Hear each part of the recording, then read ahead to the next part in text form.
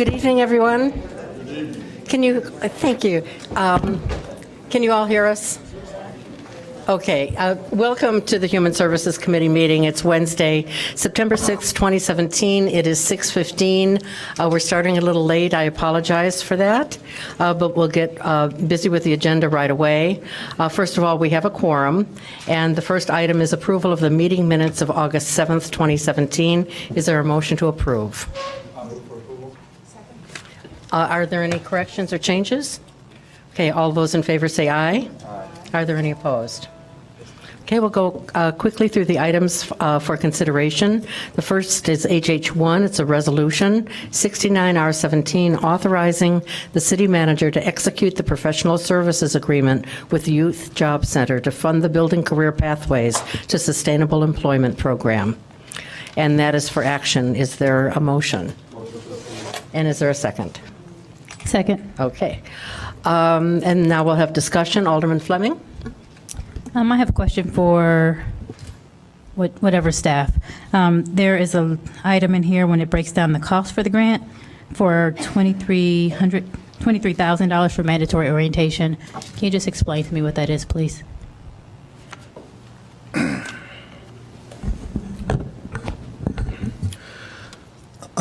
Good evening, Madam Chair, members of the committee.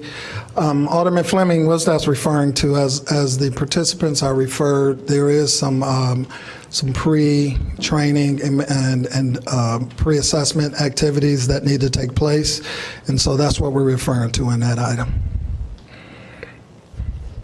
Thank you. Thank you. Is there anyone else who wanted to speak on this? Okay, then all those in favor say aye. Any Aye. opposed? Okay. HH2 is the 2018 Law Enforcement Torch Run Polar Plunge on Clark Street Beach. And this is for starting at 8 a.m. on February 16th and finishing at approximately 3 p.m. on February 18th.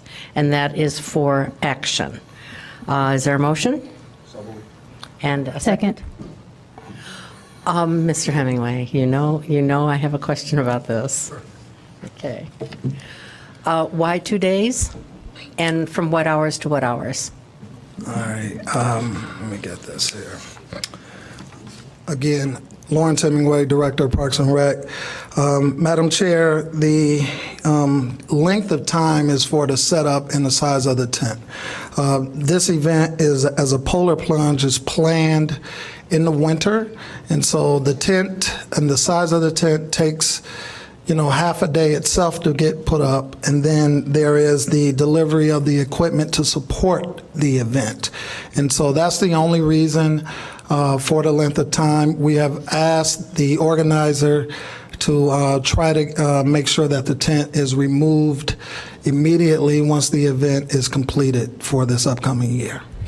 And as far as amplified music and other food service? Well, as far as the amplified sound, again, they have always turned speakers and the sound system toward the lake and away from the residents on the lakefront. They do prepare for some of the participants who are overnight. They do have food that'll be placed at the event. Okay, can you just describe what happens in these 2 days besides the tent and being put up? Well, you have participants that come from all over the state to come and support the event. And some are at the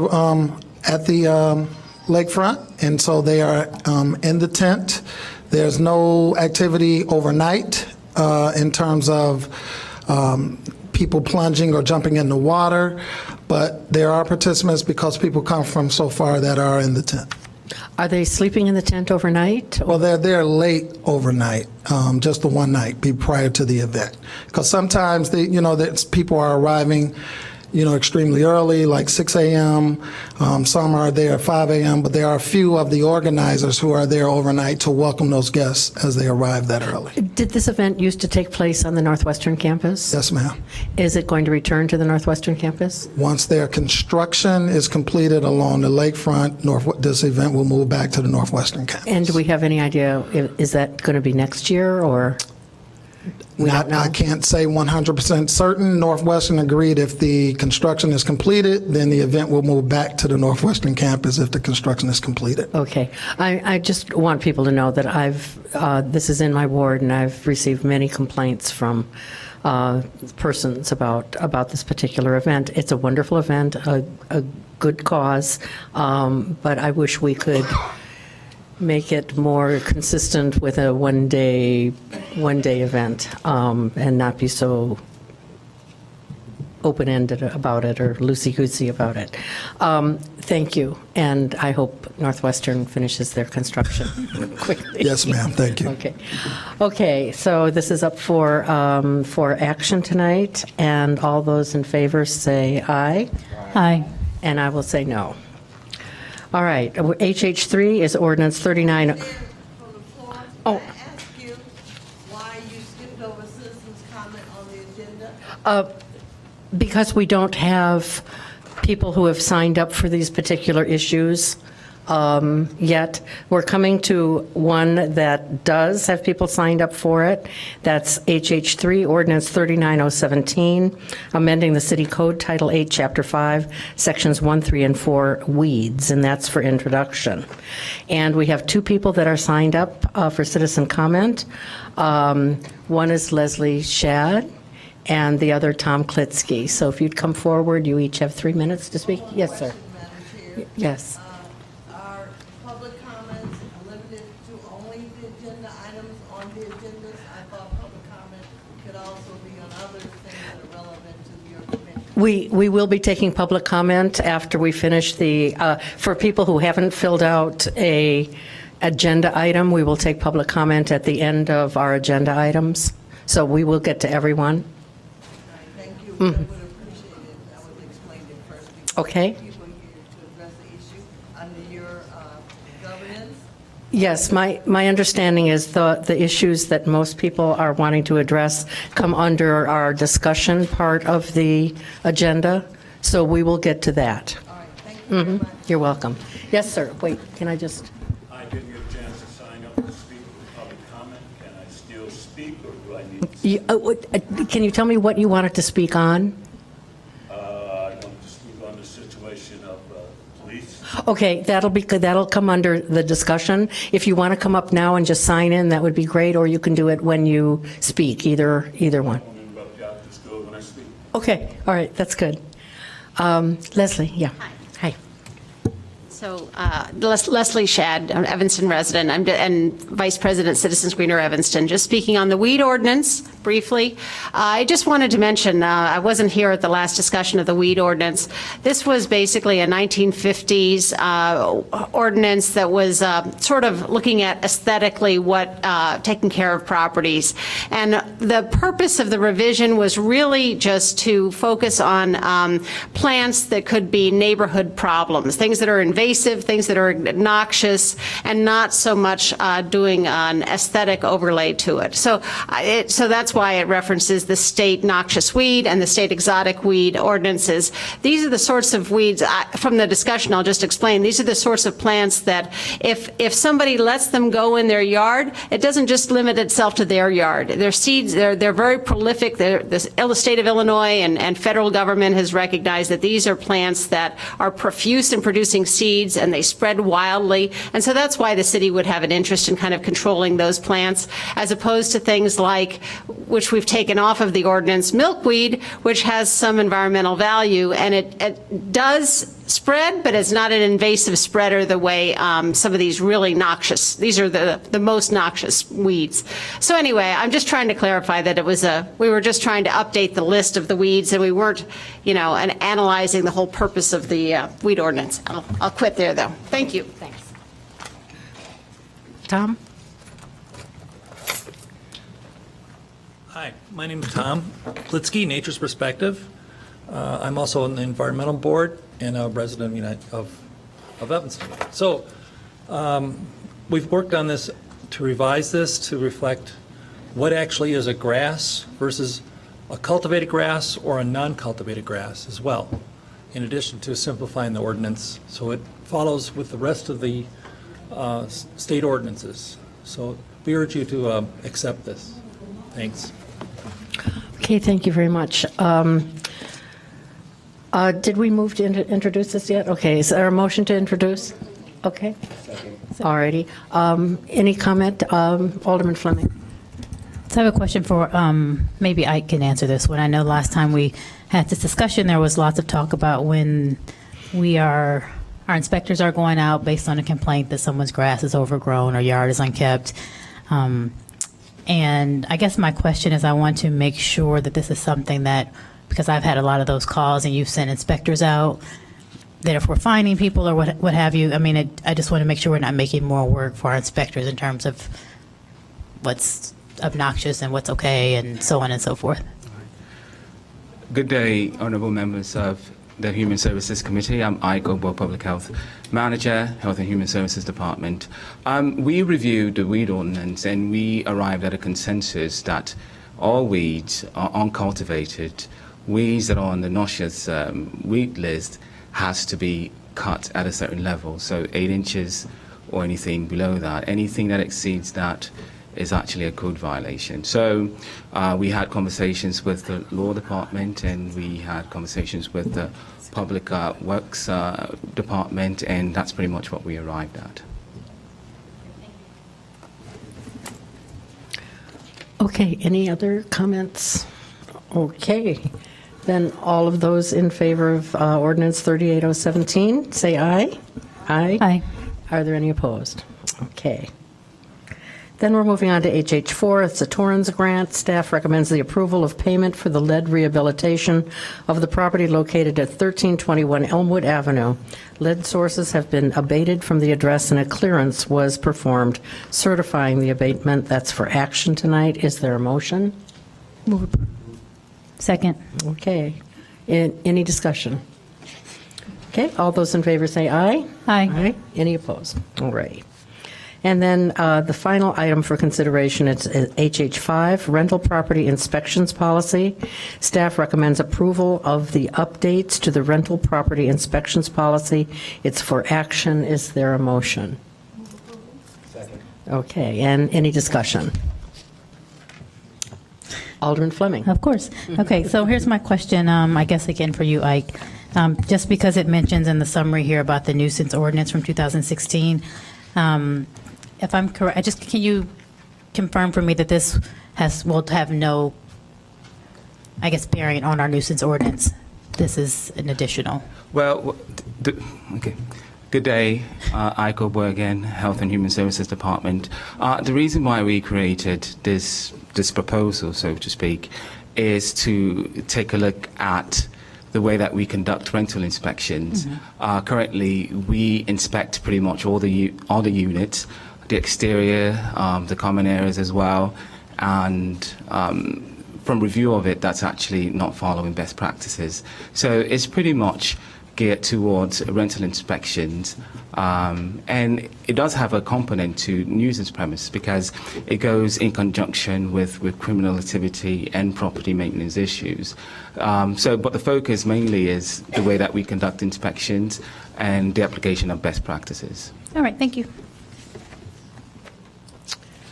Okay, any other comments? All righty, all those in favor of HH5, say aye. Aye. Any opposed? All righty. Now we are moving on to our items for discussion. And we have people who have signed up to speak. You'll have 3 minutes to speak.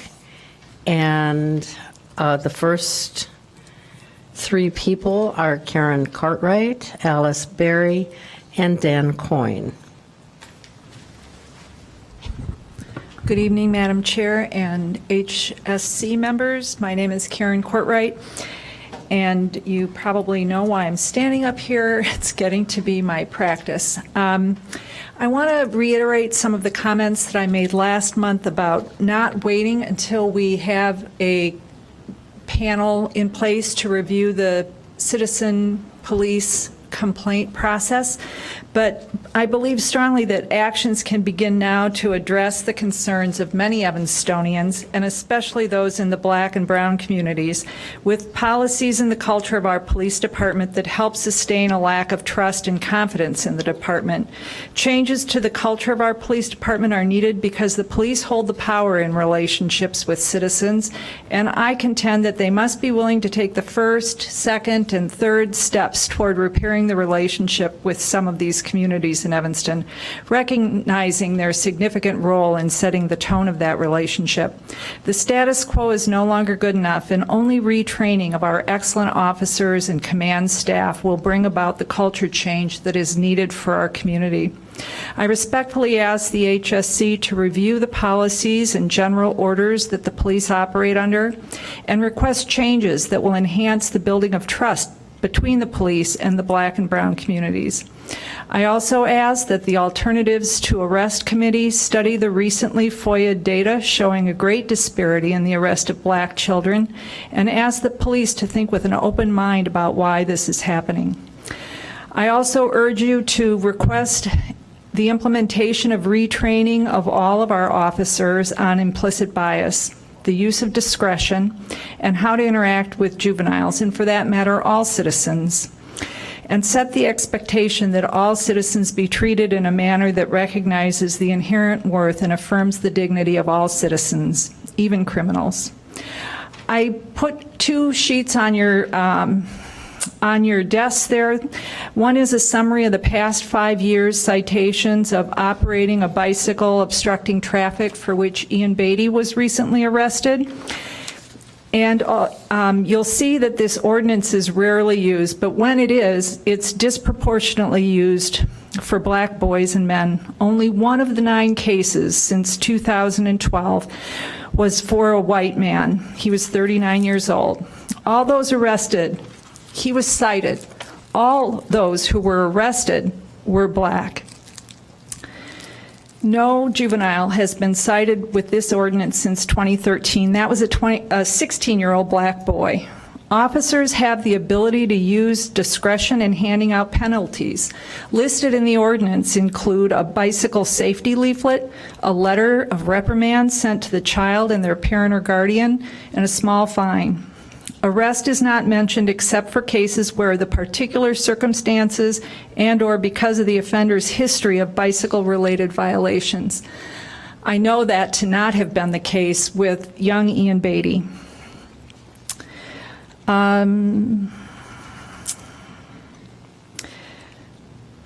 Based on the arrest data of juveniles since 2014, which I recently FOIA'd, I've also prepared an analysis and charts. That's the 4-page packet that I gave you. You'll see that Black children account for 75% of juveniles arrested. Karen, your 3 minutes are long up, and I'm going to ask you to wrap up. I'm passing. Okay, I actually only have 2 more sentences. Thank Okay, you very sure. much, Madam Chair. I remind you that Evanston's population is only 20% African American. In order to conclude that Black children are engaged in arrestable behavior due to something other than bias, you'd have to say that they're 4 times more likely to be criminal than their counterparts. This, of course, is ridiculous. One thing I was happy to see is that 60%, although 60% of juvenile arrests are referred to court, which I think is outrageously high, it does not appear that referrals to court show any racial bias. Thank you very much. Thank you. Alice Berry.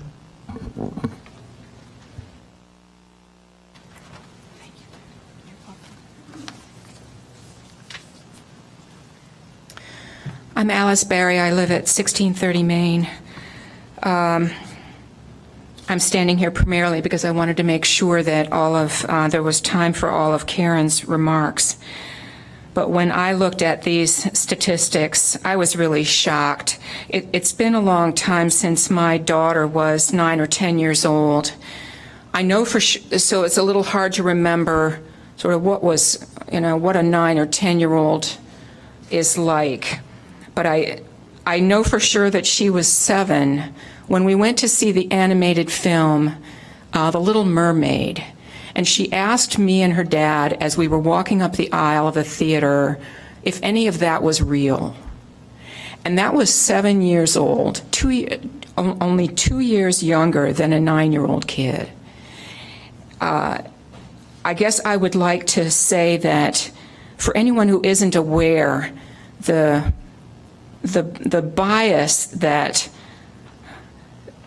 black people are more likely to be criminal began a couple hundred years ago and was very much strengthened by a practice called convict leasing. And I encourage anyone here, including members of council who haven't already seen it, to see a film about that called Slavery by Another Name. Thank you. Dan Coyne. Yes, thank you. My name is Dan Coyne, and I respectfully want to cede my time to Ms. Mitra, who's, I believe, signed 2 names below me, and the person signed below me, I think, will also cede her time. Thank you.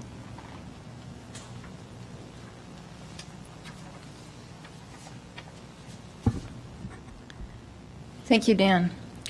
My name is Mitra Hartman. I live in the 9th Ward, and Ms. Fleming is my alderman.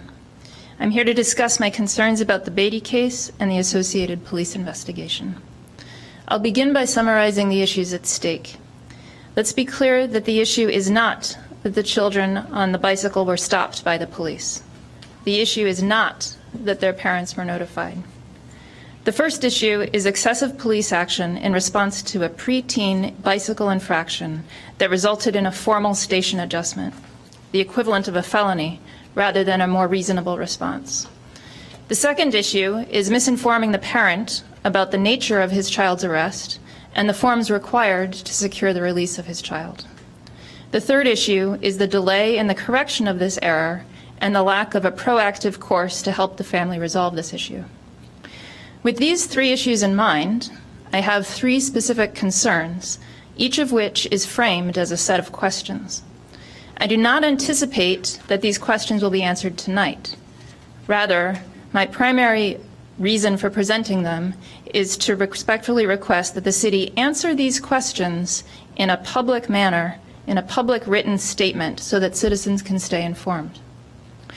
My first concern is a request for increased public clarity about the investigative stages. My understanding is that after this committee meeting, the case will then be reviewed in the following order: the Office of Professional Standards, Police Chief Eddington, the Citizens Police Advisory Committee, and finally back to this particular Human Services Committee. Although I understand that all of these stages were established with the intent of increasing transparency, I believe that I speak for many of us when I say that I find them very confusing. On behalf of the community, I'd like to ask, 1, what decisions are made during each stages of the review? Specifically, do some stages play only an advisory role, while other stages have more power to affect action? 2, how can the public find out what questions are being asked at each stage? 3, does this investigation specifically concern the Beatty case, or is this investigation primarily intended to assess general procedures within the police department? 4, does this investigation have any power to change the outcome of the Beatty case? If not, then to whom and where should we address our concerns about the case? 5, how is community input used during the investigative process? 6, who is to be held accountable for the outcomes of this investigation? It is not a good use for the public to provide input unless we can be confident that we're addressing a body that actually has some power over the final outcome of the case and the broader investigation. My second concern is a list of specific questions that I hope the committee might use to help guide the investigation. I specifically hope that the city might issue a public statement to provide assurance that these are the types of questions under consideration in the investigation.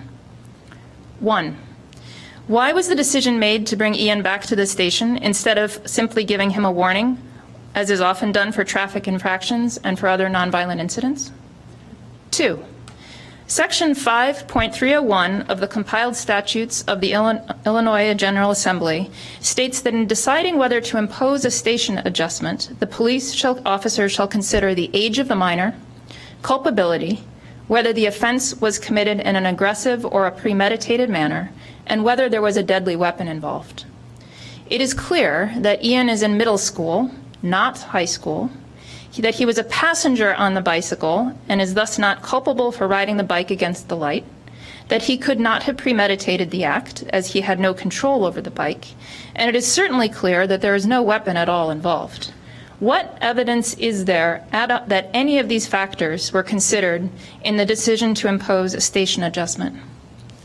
3. The same section of the statutes states that the officer shall consider the, quote, seriousness of the offense. As you've just heard, the range of offenses includes premeditated, aggressive assault with a deadly weapon. Is a 12-year-old child riding as a passenger on a bicycle a serious offense in this context? What grounds were there to impose any kind of station adjustment, either formal or informal? 4. Given that the decision to impose a station adjustment was made, why was the decision then made to make it a formal station adjustment? A formal station adjustment is equivalent to a felony, is taken as an admission of guilt, and goes on the minor's permanent Illinois record. Violating a bicycle law in Evanston is supposed to be an infraction, not a felony. 5. Why did the arrest warrant state that only an informal station adjustment had been filed, when actually it was a formal station adjustment? 6. Why did Ian's father have to sign a formal station adjustment in order to secure the release of his son? 7. Why was Ian's father led to believe that he was signing an informal station adjustment when he was actually signing a formal one? 8. If this was an administrative glitch, why did nobody in the department notice the errors during the 30-day appeal period and inform the Beatty family so that they could consider the option of appeal? 9. Why did Ian's father not receive correct information about the nature of the arrest until he requested and obtained the physical arrest report and station adjustment copy? 10. Once the error was discovered, was there an effort made to allow an extension of the 30-day window permitted to revoke Mr. Beatty's signature? 11. It is clear that there were multiple decision points made by multiple people that led to this undesirable outcome. To what extent does this compounding of error reflect aspects of a culture embedded within the Evanston Police Department? My third concern is that the city has a responsibility to help remediate the mischaracterization of this case currently circulating in Evanston. The onus is on the city to be absolutely clear that the issues are that the police actions were excessive for the infraction committed, that Ian is facing the juvenile equivalent of a felony conviction that goes on his permanent record, and that his family was misinformed of the charges against him and had no possibility to appeal. My question here is, that I would like publicly answered in a written statement if possible, what steps does the city plan to take to ensure that the issues at stake in this case are made clear to the public? Finally, to wrap up, I'd like to advocate for 4 points towards a common sense, what many people might see as a common sense solution. First, find a way to expunge Ian's record under Section 5.915 of the compiled statutes of the Illinois General Assembly. It is not a good use of taxpayer money for the city to go to court to try to defend itself in this particular instance. Second, apologize to Ian and his family for filing a formal station adjustment and for mistakenly misinforming them about the forms that they were required to sign. Third, complete the investigation of Evanston police culture. And fourth, make available to the public the issues, the progress, and the outcome of this case. Thank you. And we have a copy. Yeah, I'm happy to provide a copy. Okay, thank you very much. Moving on in our citizen comment, Rodney Green. Rodney, are you? Who's here? Okay. Then Peggy Tarr, please.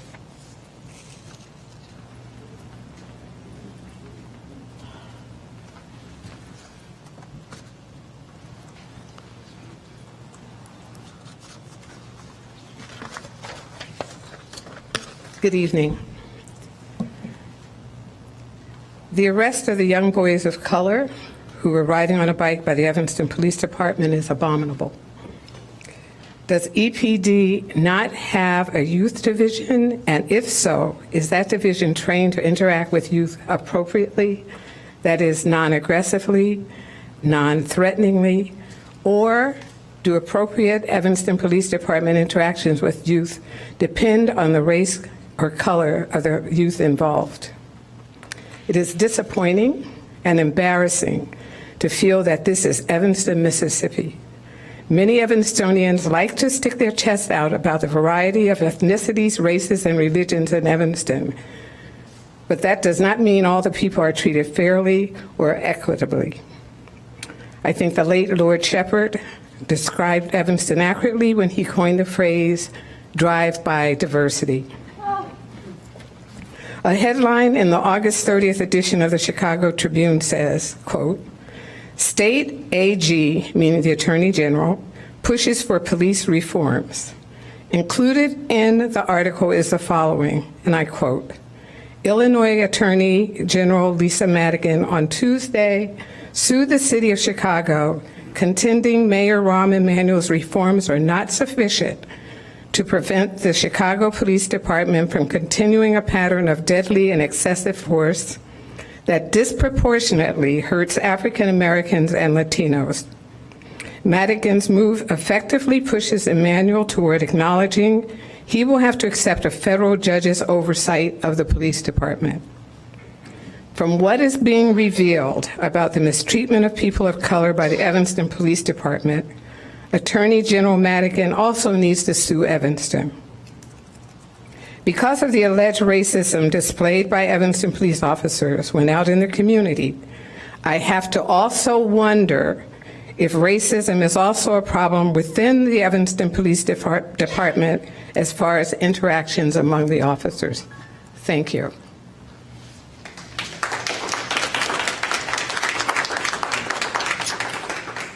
Okay, the next three, Janet Kirby, Betsy Wilson, and Priscilla Giles.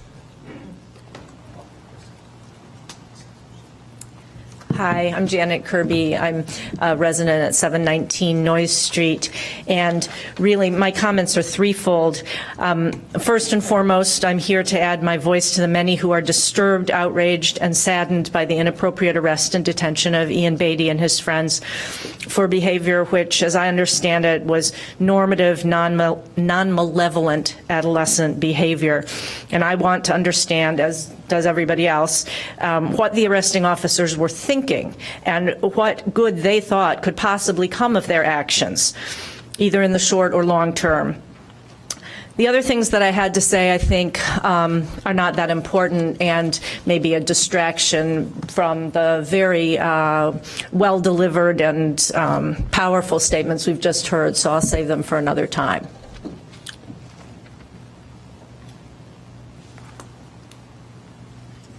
Good evening, Madam Chair and the committee. Thank you for having us here and listening to our comments.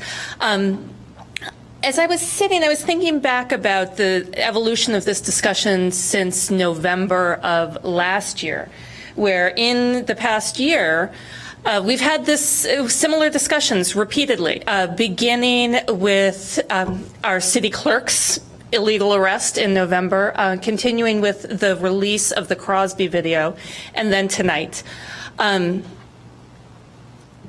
And I appreciate the discussion and the examination that those incidents have led to. But I'd like to suggest that we got lucky with those incidents. The folks who were the victims of these incidents that have garnered so much attention, we're paying attention because of who the victims were. We're paying attention because our city clerk was involved in the community and knew how to take action. We're paying attention because the video of Mr. Crosby's beating was released and made public.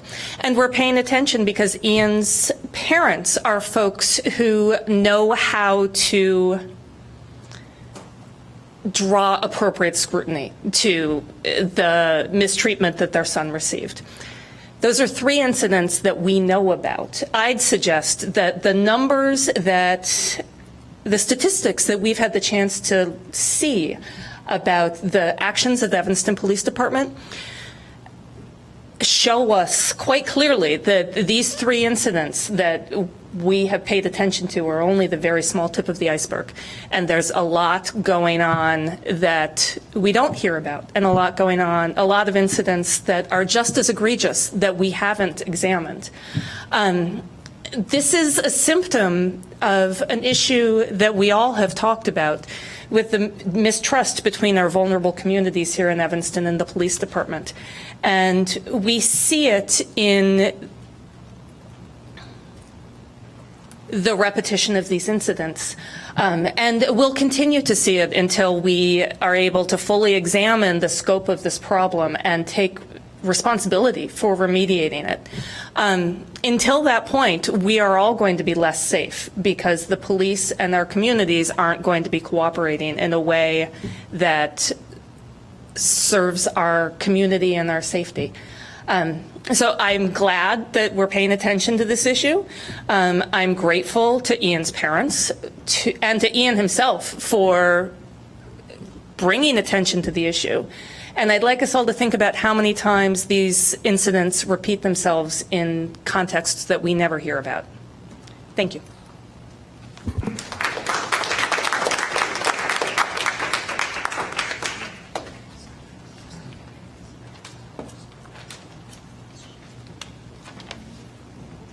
I'm Priscilla Giles from the 5th Ward. World War II began before it was declared. It began as racial harassment and escalated into punishments far beyond the infractions committed. With the present administration in Washington, it seems it's the same thing has reared its ugly head here in Evanston. Is Evanston on its way to becoming a police state with the first victims black and brown youth? They may not be the same victims as before, but it can spread and become the same kind of place that it began in World War II.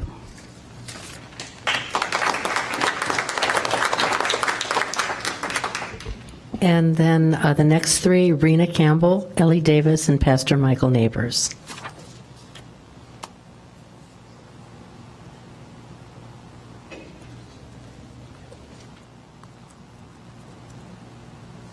Good evening. I'm Rena Campbell. I'm from the 8th Ward. I'm also here to speak, obviously, about the arrest of Ian Beatty and his friends. I also have the 2016 arrest record from, this is from the EPD, that of the juveniles arrested in 2016, 35 were white and 113 were black. And I want to thank the people who've spoken before me, who've done a lot of research and looked at a lot more numbers that I think cannot be refuted, that there's real bias at work here. In regard to the community policing and the treatment of our youth, I just want to say, if we want to improve relations between our law enforcement and community, we need to agree on how best to engage our youth, because the way we treat them will, without question, determine their attitudes towards law enforcement and towards our city. So I ask you to think of how Ian Beatty and the other boys who were arrested were treated. Did the officers believe that this experience was necessary to keep these kids safe? By arresting them, denying them the opportunity to contact their family, and taking them to the police station, will this likely affect the kids positively so they will not ride bikes dangerously in the future? Perhaps, if that was even the intention.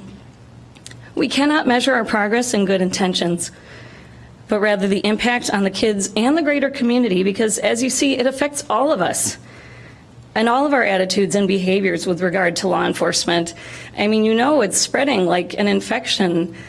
Ian's friends and neighbors and all the friends of the family, we are all affected by this, and even people who don't know them, who feel so strongly about it.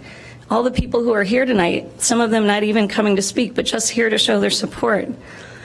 So in terms of community building, will the experience positively or negatively shape the kids' attitudes towards police and other authorities for the rest of their lives? Without question, we all want to keep our kids safe, but how many ways can we reimagine this being handled so that it would not have been so that it would have been a better learning opportunity via stern warning, like they mentioned, or a call home, not a traumatic incident that goes on a child's permanent record. What path might we unintentionally send kids down if they feel like they've already got a strike against them? And a stereotype that pervades is something that if someone is running from law enforcement, they must be guilty of a crime. We cannot measure this on the white privilege bar. If I'm driving with a tail light that just went out and I see those blinking lights and the siren pulling me over, my heart starts racing. But my first thought is, oh, this is going to make me late. Not, will I make it home tonight? Now, if I see my group of people being stopped and frisked at higher rates, I am definitely going to be on a higher alert if I see an officer looking in my direction, even if I'm just walking down the street. And when I pick up my pace or keep looking over my shoulder, does that make me look sketchy or guilty or more deserving of being followed? Now add to that images of my people being beaten, arrested, shot, killed with their hands up, backs to the law. I will absolutely run. I wouldn't fear being made late as much as I would fear for my life. So how do we come back from this? What other models of restorative justice and working with our youth can we put into policy and practice so all our officers are trained to keep our kids safe and ensure that they have positive models and experiences to learn from, rather than learning to run for their lives and from the law? Our caring community is looking into this. I hope you are open to listening and learning from them. Thank you.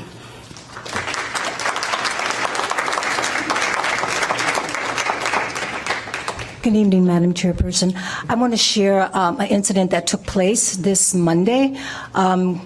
A couple of friends of mine, we walk to the lake every day, and that Monday morning, it's approximately about 8:30, we were headed north on Chicago and Maine, and just being aware of our surrounding, and noticed African-American young man, maybe 18 to 21 years old, sitting down in front of the subway station there, subway restaurant, listening to his music, had his earbuds in, and had his drink, a pop, sitting on the table there. And all of a sudden, before we crossed, one police car came up and got out and asked him for his, like, what was he doing there, show him some identification. While that was happening, a second police officer car drove up, he got out. So we went across to say, you know what, he wasn't doing anything. Why are they doing this to him? So while we went over and stood there to make sure what was happening, because this is our community, and due to the Ian Beatty incident, my awareness has been heightened of what police can do. So and then by that time, the third police car came for somebody who was just sitting there, drinking their pop, listening to music. So the second white officer came over and said, what do you want? We said, we're just making sure you're not doing anything to this young person here. He said, you don't have to worry. We're not going to beat him. Yes, he did. Yes, he did. And all I could do was, I should have took his badge number down, and I'm not sure what I can film and what I can't, and I don't want myself drawn into a situation where I'm going to be held and be, ticketed for just standing there knowing my rights. So I think it was totally unprofessional, unjust, and wrong. So I agree, something has to be done within this police culture here, because it's starting, and it is not going to stop, and it is wrong.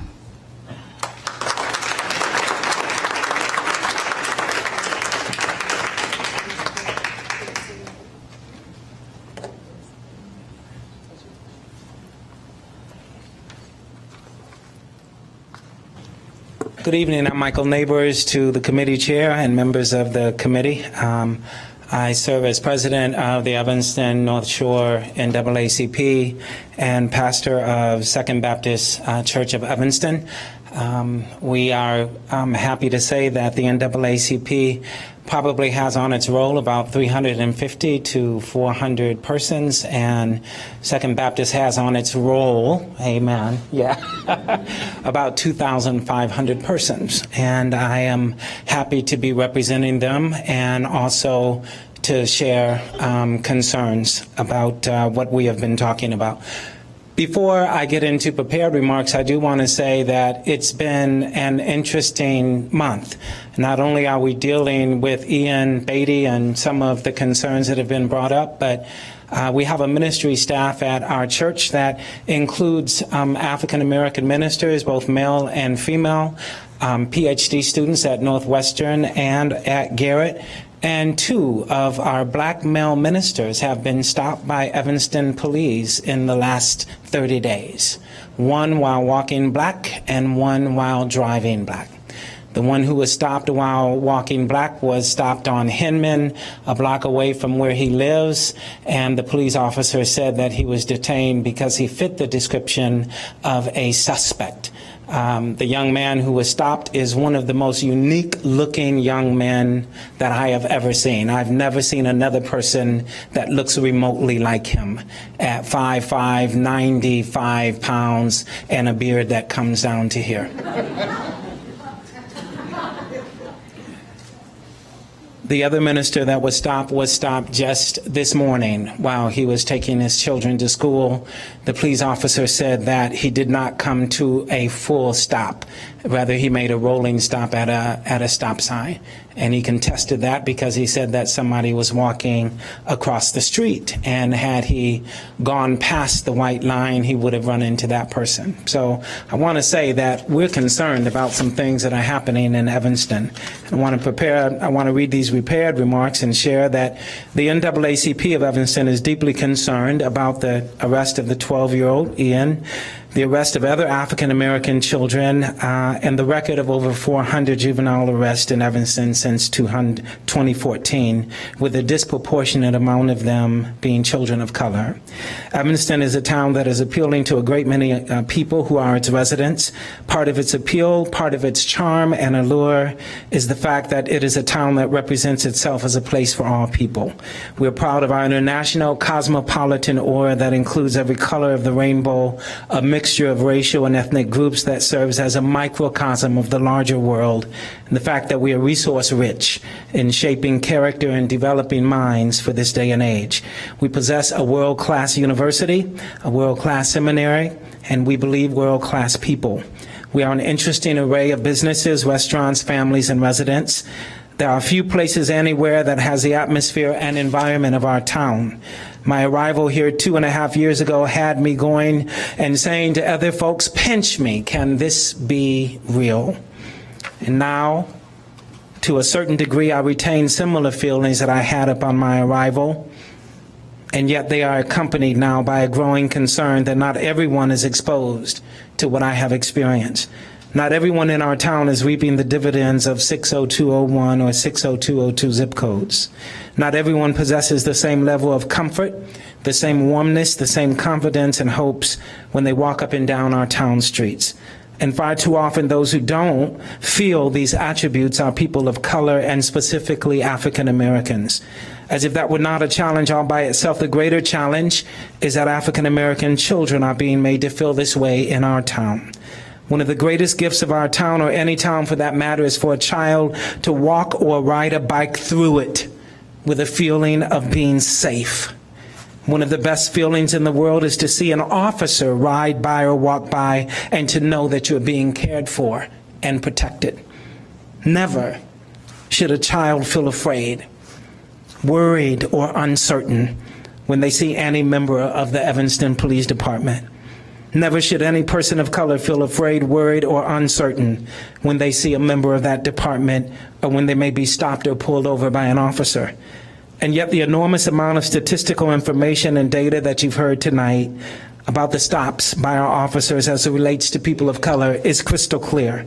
Something is wrong. In a town where blacks represent less than 20% of the population, we should not represent 75% of those being pulled over by police and detained. We should not represent over 50% of those being arrested by police. We should not represent 50% of those who are being profiled by the police. This sends a tragic message to our entire community, and that message is that blacks are more dangerous than whites, but that is not so. Whatever this committee concludes, I want to issue an important challenge here this evening. I challenge us to do better. I challenge us to be a better group of people, a better community, a better city. I challenge us during these times when our nation is growing more and more divided for us to come together, to work tougher and overcome these barriers and blockades, and to not put the sole blame on the Evanston Police Department or its officers, for all of us are culpable. That includes members of this committee and members of the audience who are here tonight. We cannot do this simply by talking and having incessant meetings. We cannot be transformed by one committee meeting after another. We propose that our entire city make the effort to engage in important dialogue on race and ethnic relations in our town. The Department of Justice began study circles on race over 20 years ago, specifically designed for towns and cities in our nation to come to a deeper understanding about race in our nation. I've talked about this with our mayor and with our city manager. The Department of Justice for the Midwest region is located at 230 South Dearborn Street in Chicago. Their phone number is 312-353-4391. They continue to have and supply towns with guides that give an overview and a step-by-step process beginning studies on study circles for race relations.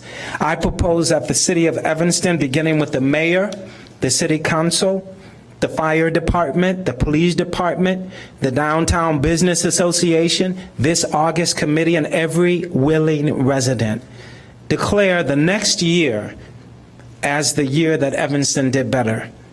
Let's begin a full engagement in these circles and work to break the barriers that divide us and build a beloved community where every single one of our children feels the great blessing of living in Evanston. Because if we don't do it, it won't be done.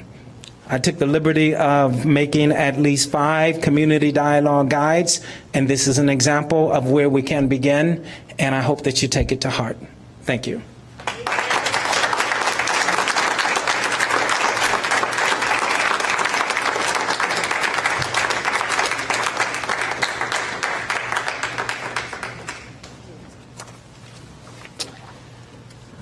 Is there anyone else? Yes, Mr. Cree. And I'll need you to come and sign up on the sheet for me. Is there anyone else who wanted to speak who hasn't? If you would come forward, please, and sign in. And here's your pen. Okay. Yeah.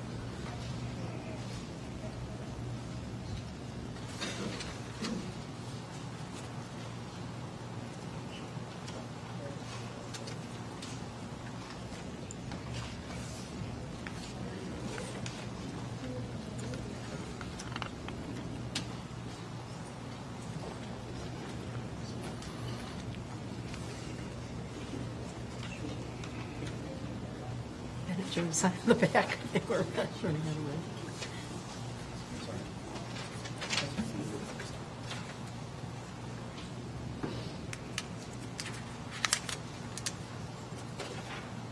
Thanks. Oh, thanks. What is this?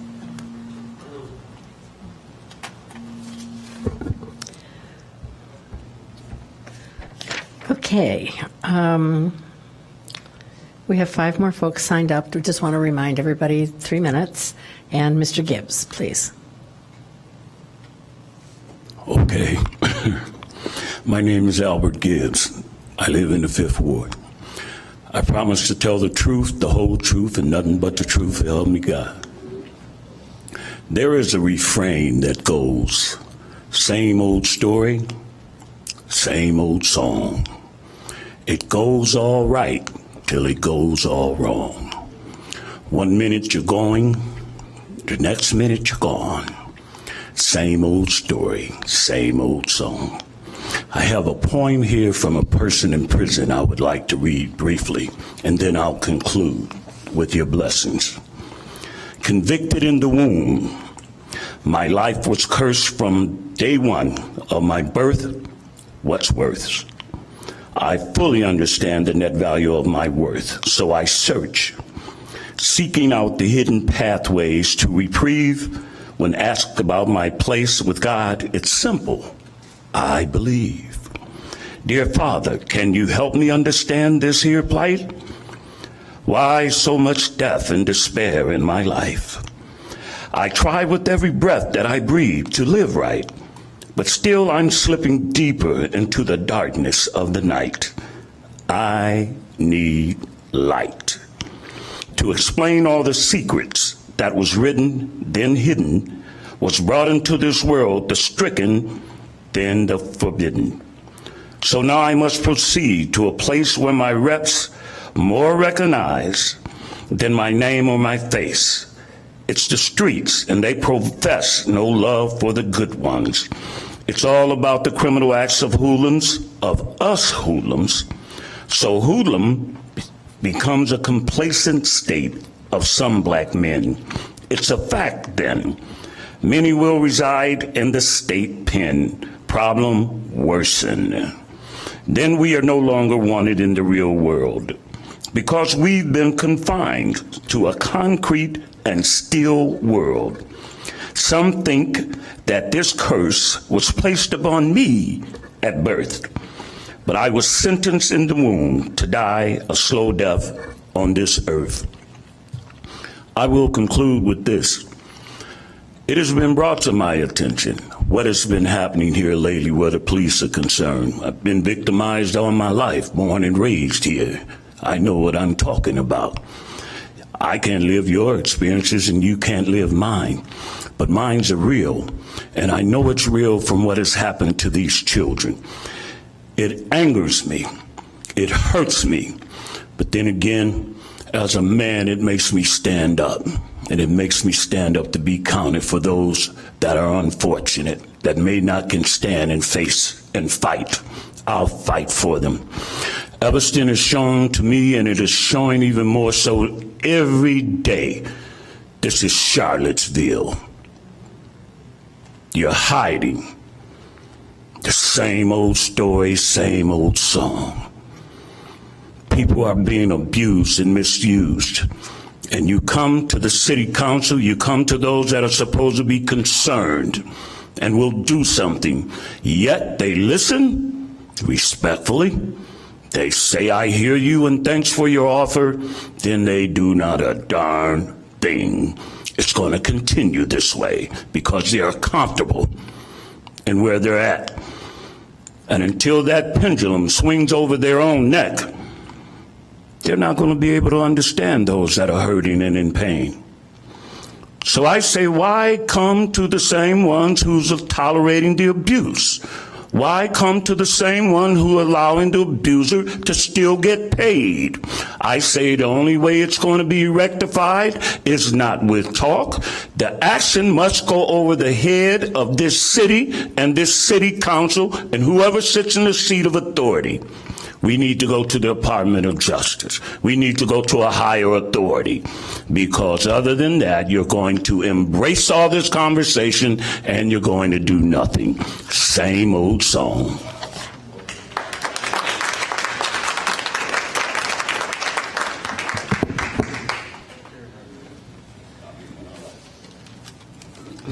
Good evening, everyone. My name is Madeline Ducree. Good evening, everyone at home who's viewing us, the Human Services Committee. I will speak on two things tonight. The first is the Evanston Police Department. I want to say a few words about the 12-year-old young person that was arrested last month or so. But the other young men who maybe got away, ran away or whatever, but they could have been arrested. I don't have time anymore to play around. And please forgive me if I be disrespectful tonight. I want action, and I'm trying to be calm and cool and collective. I want to see action because this type of thing happened to my children. And I'm 74 years old, and my children are in their 40s, 30s. No, heck no, 40s, 50s. See how much time has passed? Over 50 years. But it happened to them, similar things. They got records, and they've been on the, I don't have time to play games with no one, okay? I don't want to put my business out here on the street, but I guarantee you, many people in Evanston can put their business on the street or in this council, just like I can. But let me get down to business here. I'm going to say this. This happened to my grandchildren. It happened to my children, but to my grandchildren at the Red Fence Park. I've mentioned it before. 6 or 7 boys were there. 4 went to jail. They handcuffed them. Why?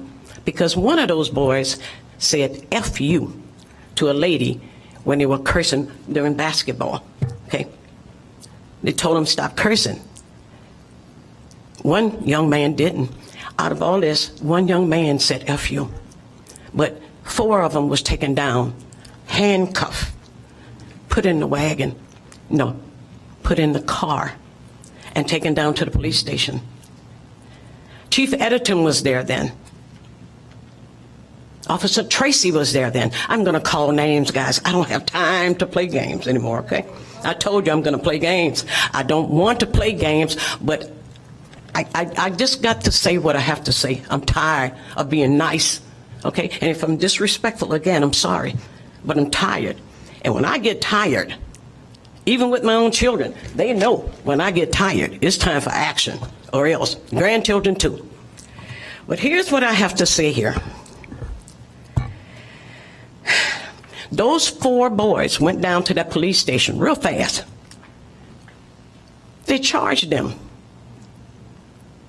They charged these 4-year-old boys. They didn't do anything. They kept saying, what did we do? We didn't do anything wrong.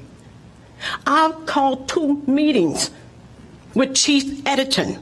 If I'm wrong, grits ain't grocery and egg ain't poetry, okay? I'm talking country's talk now, okay?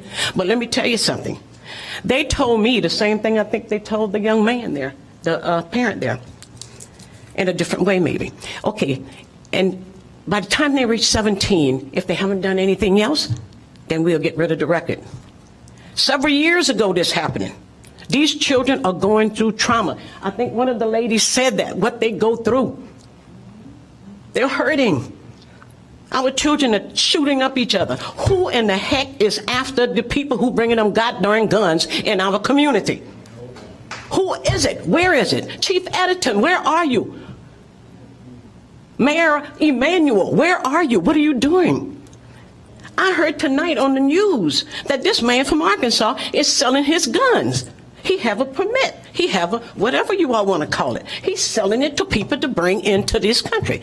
And the cartel, they're bringing the guns and they bring them to Evanston. I mean, to Indiana, and then they ship them here to Chicago and then Evanston. Come on now, if I can find this out on Facebook and whatever else you all want to call it, I know you all can.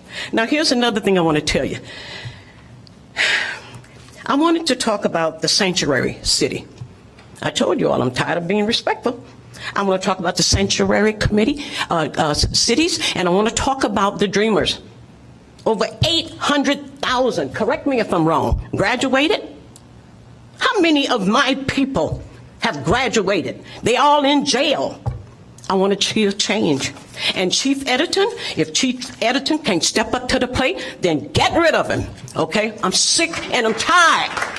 This has been happening to my children over several years. Quiet, Madeline, settle down. Several years this happened, not just yesterday. It's still happening, folks.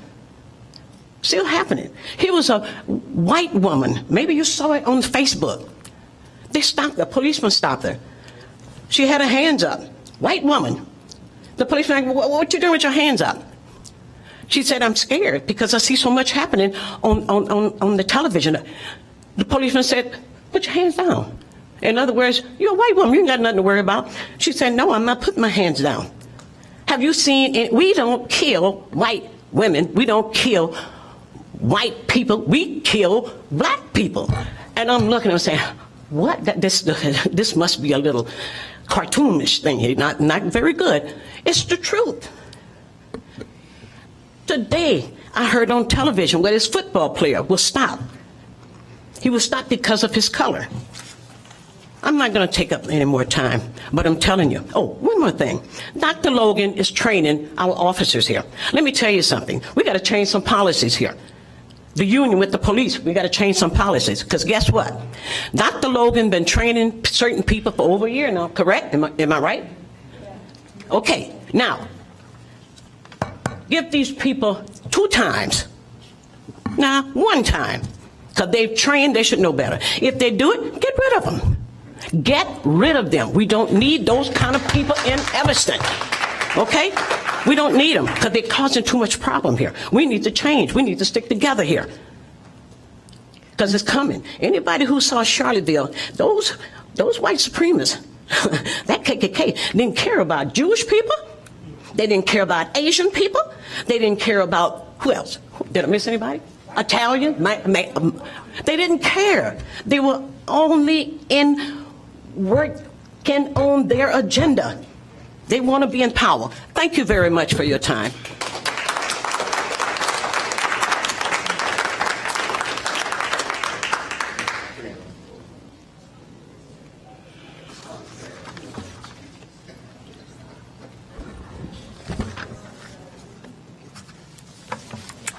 Good evening, committee and Madam Secretary. And my name is Catherine Head.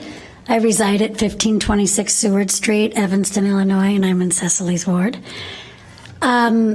Before I start with my story, I just want to say that I was driving back from the beach the other morning when Eloise was talking to the 3 police trucks, not cars, 3 police trucks. And I was driving by, and I know Eloise from church, Reba Place Church. And I said, Eloise, what's going on? There's like a car up on Main Street. There's a car in the driveway, those large ones. And then there's another car. I'm thinking something's going down. 3 large cars. I said, Eloise, what's going on? And she said, they're asking this man what he's doing, and I'm making sure that they're doing it respectfully. And while Eloise and I are talking, one of the white policemen comes over and kind of interrupts Eloise and I and says, I'm not oppressing anyone. And I said, ooh, you certainly look stressed out. I'm a little tightly wound right now. And I was expecting a brick through the subway window. I mean, this is where I live. I live in that part of town. And to see that many police cars at, 8 o'clock in the morning? Overkill was the word that came to my mind. But that's not why I'm here. But when Eloise said that, I just wanted to mention what I witnessed, and that it was an unfortunate use of time and energy by our police force. Very unfortunate to have 6 policemen at 8 o'clock in the morning harassing one person sitting on a chair. I am a lifelong Evanstonian. I moved back to Evanston when my children were 2 and 3 very purposefully so that they could live here, so that we could live here as a family. I moved back to the same part of town I grew up in very purposefully. And I have a story to share that I would like to call Compare and Contrast. Because when I heard what happened to Ian Beatty, it brought to mind something that may or may not have happened to one of my children. And this is a true story. Because when I heard what happened to Ian Beatty, it brought to mind this story that may or may not have happened to one of my children who's a boy. And here's the comparison, and I'll let all of you do the contrast. A 14-year-old boy was on the tennis courts on Dodge Avenue. Now, on every single public tennis court in Evanston, there are signs on both entrances to the tennis courts that there is an ordinance that there is no skateboarding, no bike riding, but it's mostly the kids who skateboard who like all that smooth concrete because we don't have a skate park in Evanston since about, 1978 we've been trying. So there are clear signs, no skateboarding. These tennis courts are for tennis. And this 14-year-old boy and his friend decide that they want to skateboard there. And they get into a verbal altercation with some tennis players.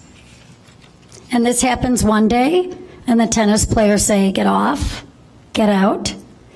And then the teenage boys, being teenage boys, come back the next day to skate again. And the same two grown men are playing tennis that next day. And they tell these two boys, get off the tennis courts. You're not allowed to skateboard on the tennis courts in Evanston. There's an ordinance. It's right on the sign. I'm sorry, that's almost 5 minutes. Okay, So can you? one of these boys decides to get into a verbal argument with an adult, and the other tennis player calls the Evanston police. The Evanston police come, and this one boy is still being somewhat mouthy, and they put him in the back of their squad car. And then I might have received a call, ma'am, we have your son in the back of a squad car, and he was being disrespectful to adults, and he would not get off the tennis court when he was asked. Can you meet us at your house? And when I went home and saw the squad car sitting in front of my home, and the policeman, a white policeman, got out of his car, this is exactly what he said to me. I could tell that he was a good kid from a good family. I said, really? Because I think he was being very disrespectful, and that child might have been brought down to the station and taught a lesson. But when Ian Beatty is placed inside of a cage in a paddy wagon for being on the back of a bike is outrageous. Thank you.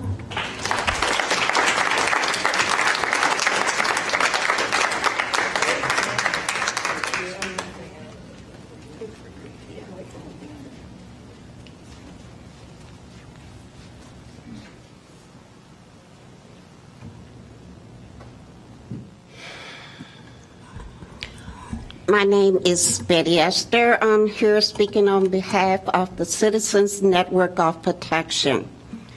We have a proposal that is out in the community for a civilian police oversight committee.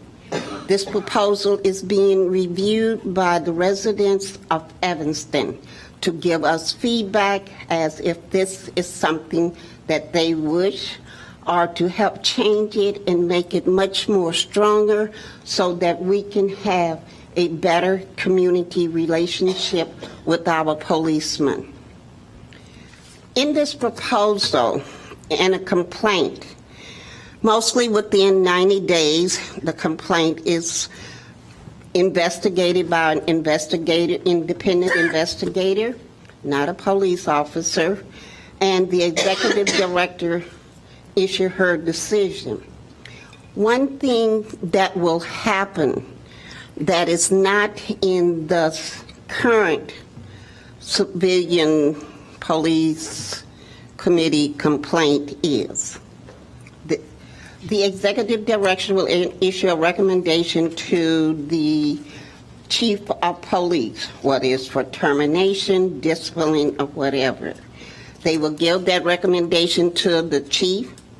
He has 30 days to respond with respect to that, and he can disagree with that decision.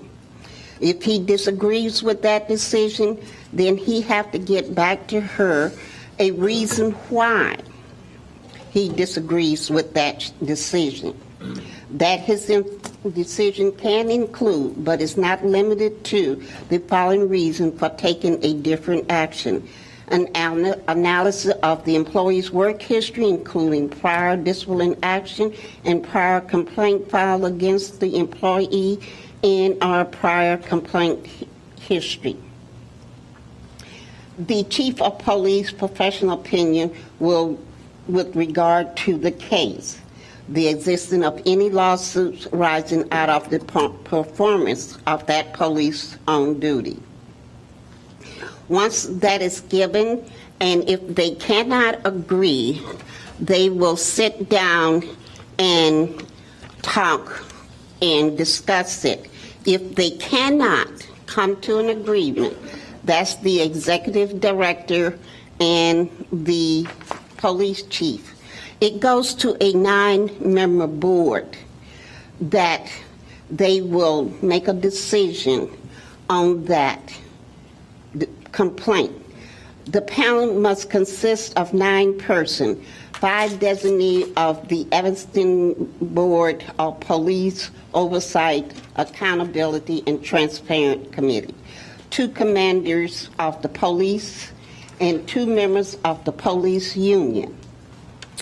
This board is not just all citizens, it's made up of professional people and people of the police department for a fair conclusion of the decision. The decision of the 9 board members is final. But that is not the end, where now the person that files a complaint just come here, the complaint file, they either go to court to spend thousands of dollars.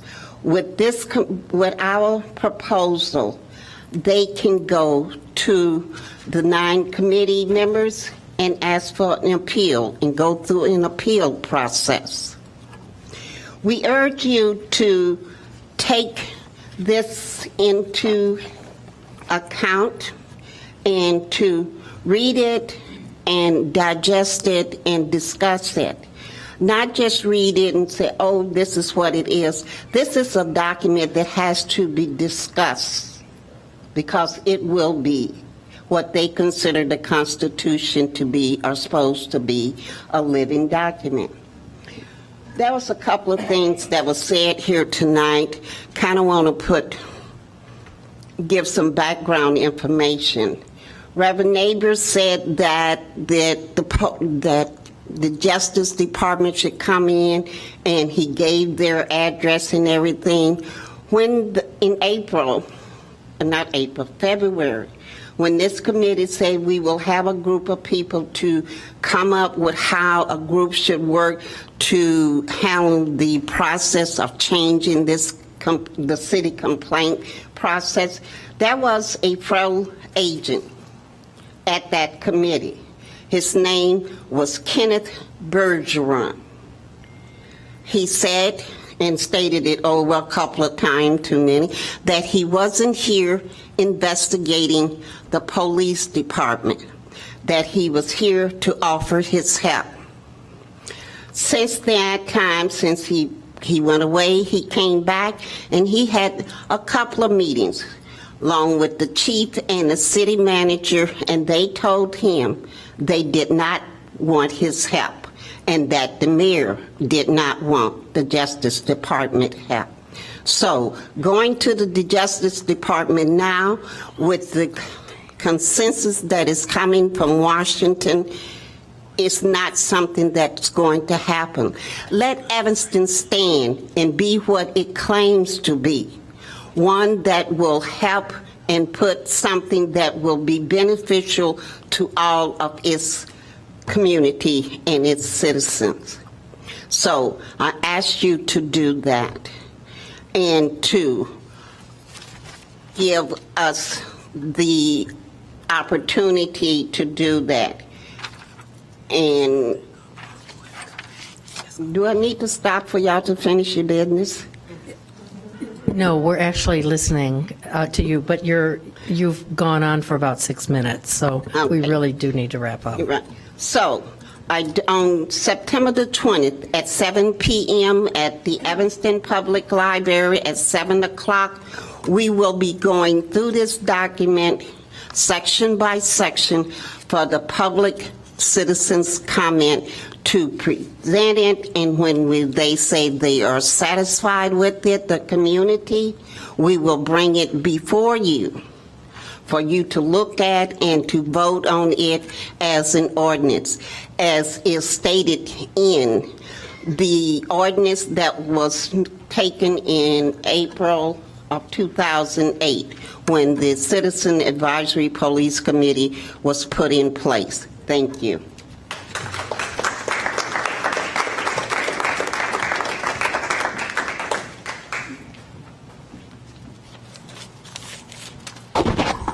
My name is Bennett Johnson, live at 708 Washington Street. My bona fides are 62 years ago when I graduated from, after I graduated from college.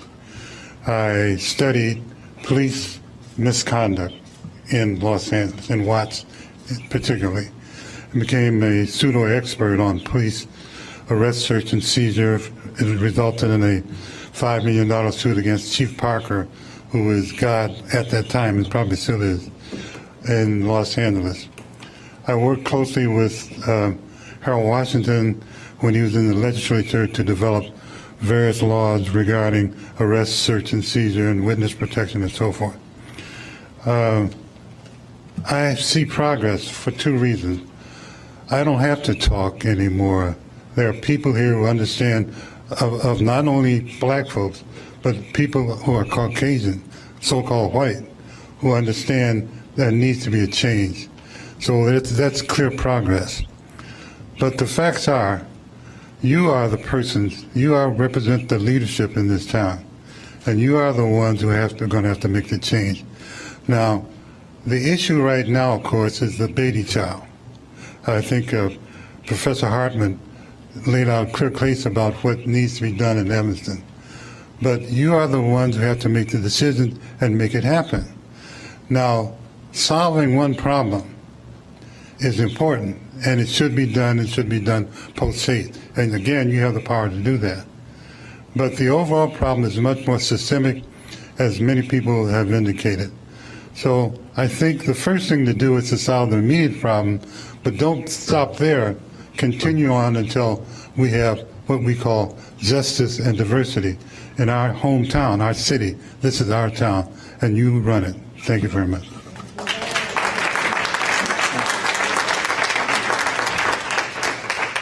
Okay, thank you very much. And that ends our citizen comment for tonight. We're moving on. We're in items for discussion. The first item is the general assistance update. Oh, did I miss? Oh, I thought we weren't going to do rodent control, are we? I'm sorry. Ike, would you mind giving us an update on rodent control? Good day, honourable members of the Human Services Committee. It's Ike Ogbo, Health and Human Services Department. It is a good thing that we've seen an actual decrease in the number of rodent complaints that we get in comparison to the two previous years. This year so far, we've received less than 500 rodent complaints. Last year was 1,100 and something, and in 2015 we had about 1,200 complaints. So, and I'll attribute that to the rodent walks that we conduct on a regular basis. I think we've been more engaged with our residents. They know who to call, they know where to call, they know how to get a hold of me. So far this year, we've conducted about 23, 25 rodent walks, and I think our residents are actually getting it. The contributing factors, we are providing education in the course of these walks. We are providing strategies on how to remove debris, any contributing factors to the rodent. And, you know, we've actually seen some progress, but there's still work that needs to be done. We are still having issues with the way service is delivered with our contractor. We've had a number of meetings to address that, and it's something that we are still working on in regards to response and delivery of services. So far, you know, it's going well, but, you know, we still need to work on that aspect of the contractor responding to complaints and services and responses. Any questions for Ike? Alderman Braithwaite. Madam Chair, and I've spoken to you and the director about this, and I don't know what other aldermen are seeing in their wards. I'm still receiving those complaints, so I would agree there's been a tremendous amount of effort on staff's part. You all have been very responsive in my meetings and getting the education piece, and I think that's helping. But my concern is exactly what you just shared, and that's with the performance of our current vendor. And so I recall expressing the concern, seeing, the gap between the price. Will they be able to keep up with our service calls in demand? And I can at least speak for, the areas in my ward that I know where, the activity is high based on whether it's a business, a restaurant. And I'm very concerned about that. I mean, my personal experience is that I've seen, I have holes near my property. I have exactly what you put in the packet. A neighbor who has a feeder, and there's no ordinance against that, so he's allowed to do it. And more importantly, after you came out to the property, the following week, the bait box was gone. No correspondence from the company, and I'm now still seeing nice, healthy-sized rats that's the sizes of squirrels. So Again, I don't know what everyone else's experience, but I'm seeing it personally, and I'm still hearing the complaints. I don't know what the next steps would be, and I'm going to ask you to come back to our administrative and public works with the contract and maybe some options, and I think that should be something that I will take up with the director and also our city manager to expedite it. Yeah, absolutely. Thank you. And I share your concerns as well, and we've talked internally about this, and we're just seeking a resolution in that regard. Thank you.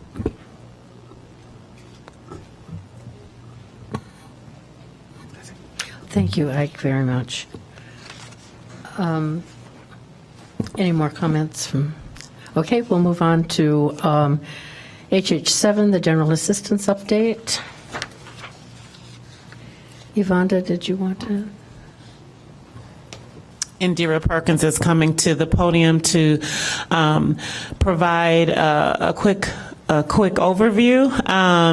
And if you have any questions, we're here available to answer your questions. Good evening, Madam Chair, members of the committee. My name is Indira Perkins, and I'm the Human Services Manager for the Evanston Health and Human Services Department. So my role is to oversee the general assistance and emergency assistance programs. And I also wanted to introduce our Human Services Specialist, Roland Fouché, who also provides additional services beyond emergency and general assistance to the at-risk families in Evanston. So I want to go back kind of to 2016 when we conducted a market analysis and had some conversations with some of the participants on our GA program, and that we recognized that there was a need to increase the housing stipend that we were providing to them on a monthly basis. At that time, it was actually $200, which was not enough. And so thankful to our elected officials, we were able to increase that to $600 per month, and it has stabilized quite a bit of our general assistance participants. At this time, we have 117 participants on our program. They're doing quite well. We continue to provide education services through Oakland Community College. We have an adult basic education program, a GED program. We continue to provide financial literacy in partnership with the YWCA. We continue to also offer a career closet and offer them a program called our Job Club to enhance their interviewing skills. At this time, we're here to answer any additional questions that there might be in regards to the program. Alderman Fleming. Thank you. So before I start with my questions, I would like to request a time to sit with you to go through the GA intake. Absolutely. I've had several people comment to me about the changes that have happened and some frustration, so I'd like to better understand that process. So when I look at this expense ledger that you provided, so we have 117 people who are on general assistance, so I'm hopeful that some people have moved off, but I also wonder if we need to do a better job of letting people know the general assistance is available. I don't know if people think that since the township is no longer here, general assistance isn't available. I know you're working with the limited staff, but I don't know if we're getting the the maximum exposure for the program, and I know a lot of people are in financial hard times. So when I look at the ledger, it looks like there's a lot of several programs in which we have funding, and this is produced for the end of August, and we still have a lot of funding left with not much time in the year. So I want to make sure, again, that we're spending the money where we need to spend it, obviously wisely, but still that we're meeting needs. So items like the personal expense fund. So we have a budget for the year of $500,000 for that. Alderman Fleming, can you let us know what? I'm sorry, I'm on page so we 69. can track with you. Sorry, 69. Thank you. So we have $500,000 allocated for the year, and if I'm reading this correctly, we still have $100,000 left. Is that correct, Yvonne? That is correct. So let me just kind of reference the variance in what we budgeted and what we're spending. We actually, again, Yvonne Thomas Smith, Evanston Health and Human Services Director, we really established our budget based on the number of participants that we had in the previous year, which was about 225. And what we did not anticipate was that job opportunities would be incredibly plentiful, and we had more participants transitioning to Social Security. So with the significant drop in the number of participants that are on the roll currently, our expenditures have decreased significantly. And so, again, we based our budget on the number of participants that we had the previous actual 2 years, and really more and more participants transition into sustainable employment through our workforce development program, Job Club, and again, more of our participants aged out of eligibility due to Social Security. Did that answer your question in terms of Well, it does, and I think some of these will be expenditures? answered when I, have my one-on-one time with Indira. But as I said, when I hear from people in the community and I work with the population, who would need this assistance, there is a lot of negative feelings about the changes that have come, Sure. and people, even some people who I know who work outside of the city agencies and different nonprofits and such, feel like that the pool of money has gotten a lot tighter. And Well, I really would like to hear what those concerns are. Staff are deployed to places that we think participants may dwell. We are in the libraries, we're in the laundromats, and we are in the community. The challenge we're having, there is still a deep stigma tied to entitlement benefit programs, and we're trying to alleviate that stigma that's attached to that. We have participants in the community that we know would be eligible, but still are reluctant to apply. We're not real clear about the rationale for that. We don't know, is it the city building? So we have gone out into the community such as McDonald's and actually done applications in the community. And then there have been participants who have personally shared with me that they have family members that work in the building, and they're concerned about confidentiality.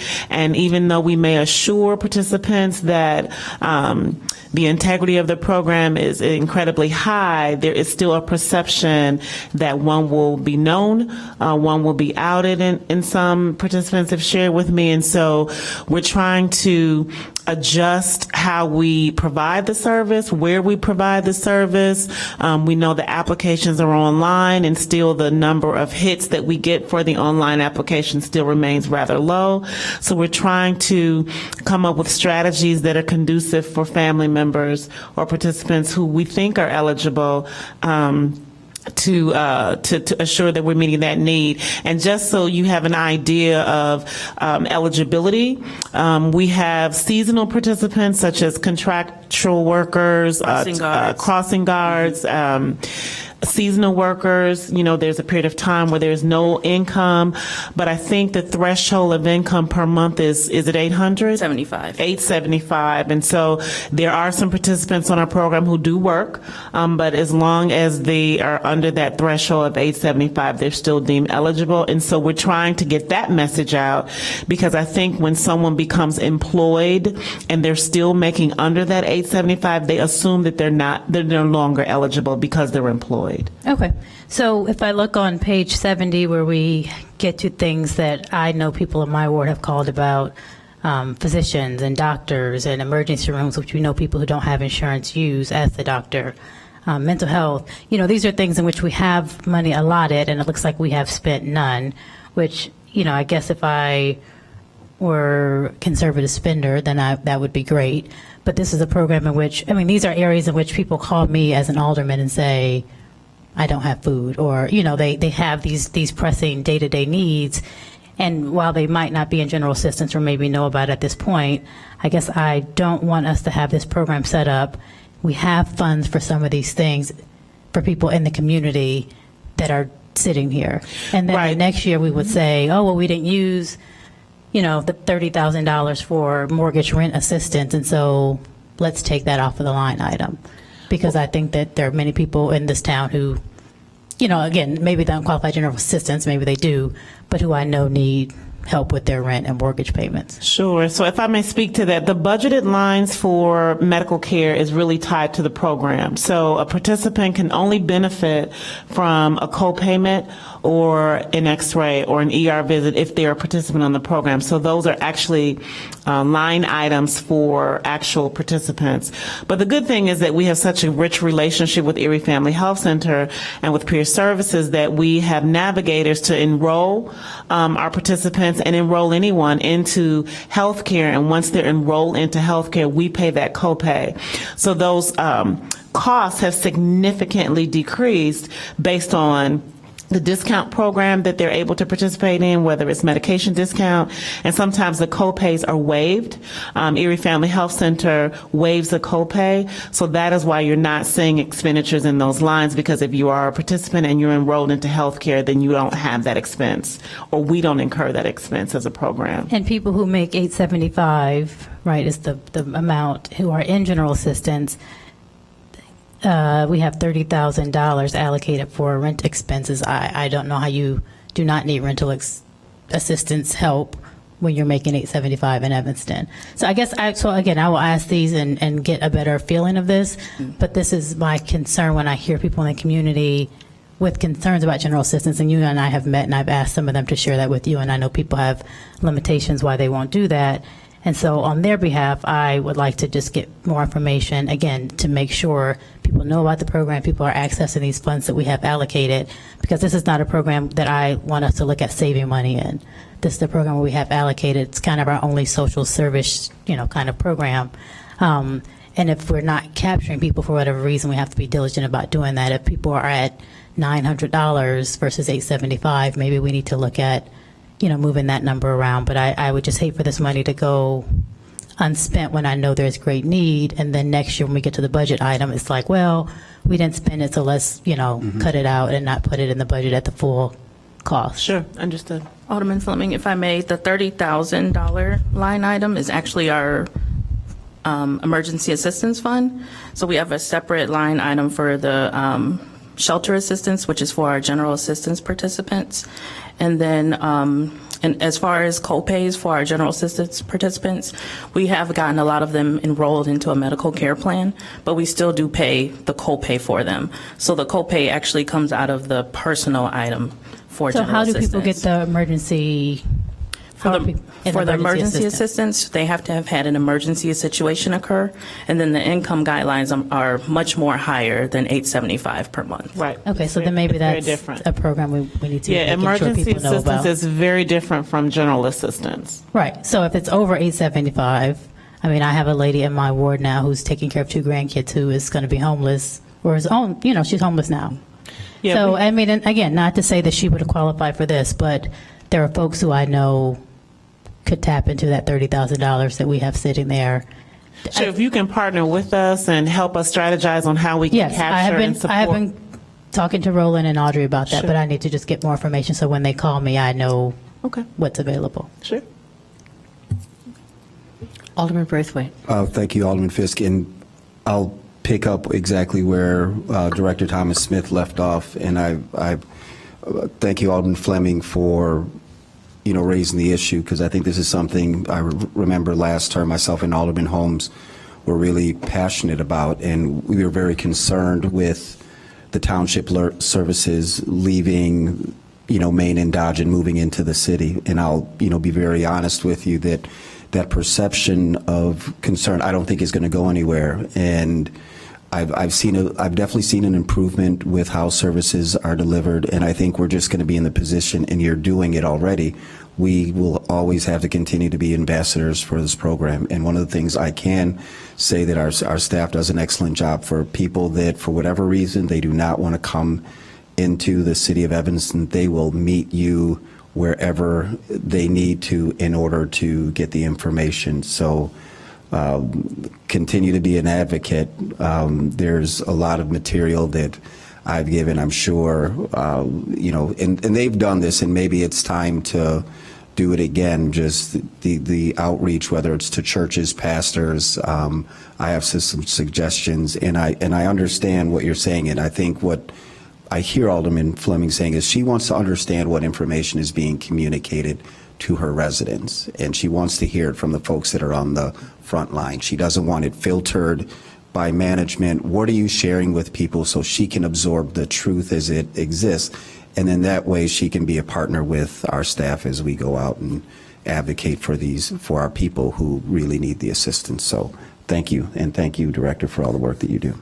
Sure. Alderman Braithwaite, we recognize that there is a need for us to be more visible in the community, so we make sure that we're at all community events, and we really try and meet the residents where they are. Staff has been equipped with the technology to actually go to a resident's house rather than having them come into our office. Sure. We will, like you said, meet them anywhere, library, laundromat, wherever they are comfortable, we will go to them and make sure that we can provide them some type of service. Yeah, and so what I'll do is when I meet with you also, I'll give you guys some dates for my ward meetings, because I've been trying to have, Audrey just came last week or whatever, so I'll have you all out so that folks do know what's going on and can share with their neighbors as well. All right, thank you. Thank you. All righty. So we're going to move on to HH 8, which is removal of expired honorary street name signs, and I think that's a good thing that we're doing this. Yes. Good evening again, committee, Madam Chair, and members of the committee. Lawrence Hemingway, Director of Parks and Rec. I have been asked by the Parks and Recreation Board to bring to your attention about the policy of our honorary street signs. As you know, each of you are aware, you get to nominate one individual on an annual basis, but at this point we have several signs since the inception of the program that are up beyond their time frame. The policy currently states that the signs are eligible to remain posted for 10 years. And so we currently have a total of 36 signs throughout the community. And you have, of the 36, you have 13 signs that are beyond their 10-year life cycle. And so the board is just really looking for some policy direction. If it's this body's will, just to extend, making a formal action in terms of should we leave the signs that are up, that are expired, then, take action on that, or advise us on having those signs that are expired removed. And so this is for you to discuss, and we will follow your lead accordingly. Okay. Thank you, Lawrence, very much. My own personal opinion is that 10 years, that I would like to stay with the intent of the program, 10 years.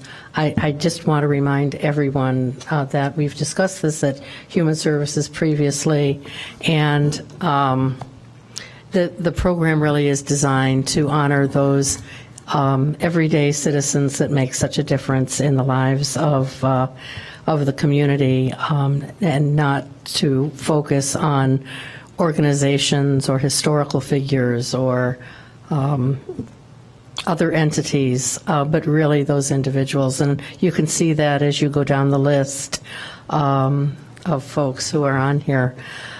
So I would I would suggest that. I actually see one in my ward that is for a business that has moved out of Evanston, which I think probably, even though it isn't expired, ought to be expired.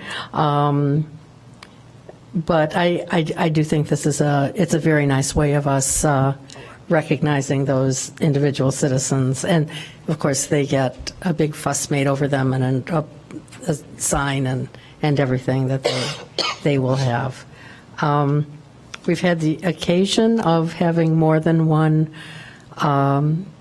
person recommended for the same block, and so I think a turnover is actually helpful. So, committee members? I also think if it was started for 10 years, and I mean, I think 10 years is plenty of time to remove the signs and, allow for new ones or what have you, but I agree 10 years is plenty of time for a sign to be up. Madam Chair, members of the committee, good evening. So, Madam Chair, I think if this is standing policy, I think since we've not taken them down, we wanted to at least come before a committee to discuss it. So, since I'm not seeing any objection, we'll just administratively move forward over the next couple of months, and as staff time allows, make that transition. Okay. So, that would, yes, Alderman Braithwaite. And I guess where possible, maybe reaching out to the alderman. I know for Norwood, I would love to return that back certainly, to the church or the family, so we don't just. We will not discard them. We will Okay. gather them up, and we will find either family members or some other appropriate way. And if for some reason we can't, we'll consult with Ward Alderman. Perfect. Thank you. But no, I think that's a fitting souvenir for either the individual or a family member. We'll certainly make that available. Madam Chair, Yes. Ms. Richardson, who staffs the committee, fell ill and was not able to be with you. Yes. But there was one additional item on this subject that she was going to raise, if I may, this evening. Sure. Another component of this that has been discussed by the committee over time are those commemorations that do not warrant a street name. But when organizations are interested in doing something else. And this committee has talked about various ways to do that over the last, certainly the 8 years I've been city manager. And we have one such request pending. And we have been working with the North Shore Health System and the chair of their board of directors who wishes to have a sign placed at the site of the original Evanston Hospital. And so we have been working with them, and it has been our recommendation, and would be our recommendation to you, absence a policy, to replicate a sign similar to the one that was erected for the Emerson Street Y. So if you recall, there were two signs on Emerson Street, one adjacent to what's now the E2 housing development, and then there is also a similar sign on the other side of the street. It is a flag sign about twice the size of a street sign that has a photograph, and it says this is the site of the former Emerson Street Y. I'm sorry, a what kind of sign? A flag? A sign on a pole that extends out onto the street. Maybe I'm not using the right term for it. But if the pole is here, the sign like a street sign, but a slightly larger version of that. And so there have been two of those such signs on Emerson Street for some time. And so the thought was that we could make a similar sign and erect it at the location of the first Evanston Hospital. I think what I would recommend and what I would suggest to the committee, in my ward, we've done a couple of things, and I know as Alderman Holmes and I had a long discussion about if we open this up, then it's a flood, and how we deal fairly with all of the organizations who want these. We did a very nice sign for Bookman's Alley. And there's also a sign for, oh my gosh, Who's Drugstore, which people walking down the street can see, and you may not remember Who's Drugstore, but when you see the sign, you remember that there's some history there. So I'm inclined to think we're starting to move toward a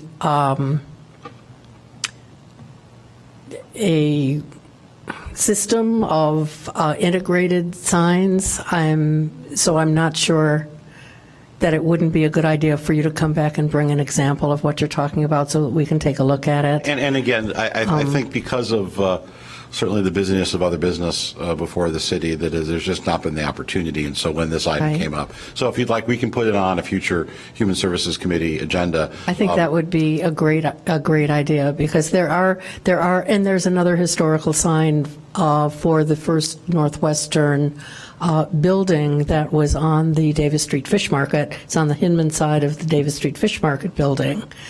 So there are these little reminders that would be a good comparison for Evanston Hospital, but there are these little reminders of what used to be there, and I would just like to have a program that is consistent, like all of the other things we do.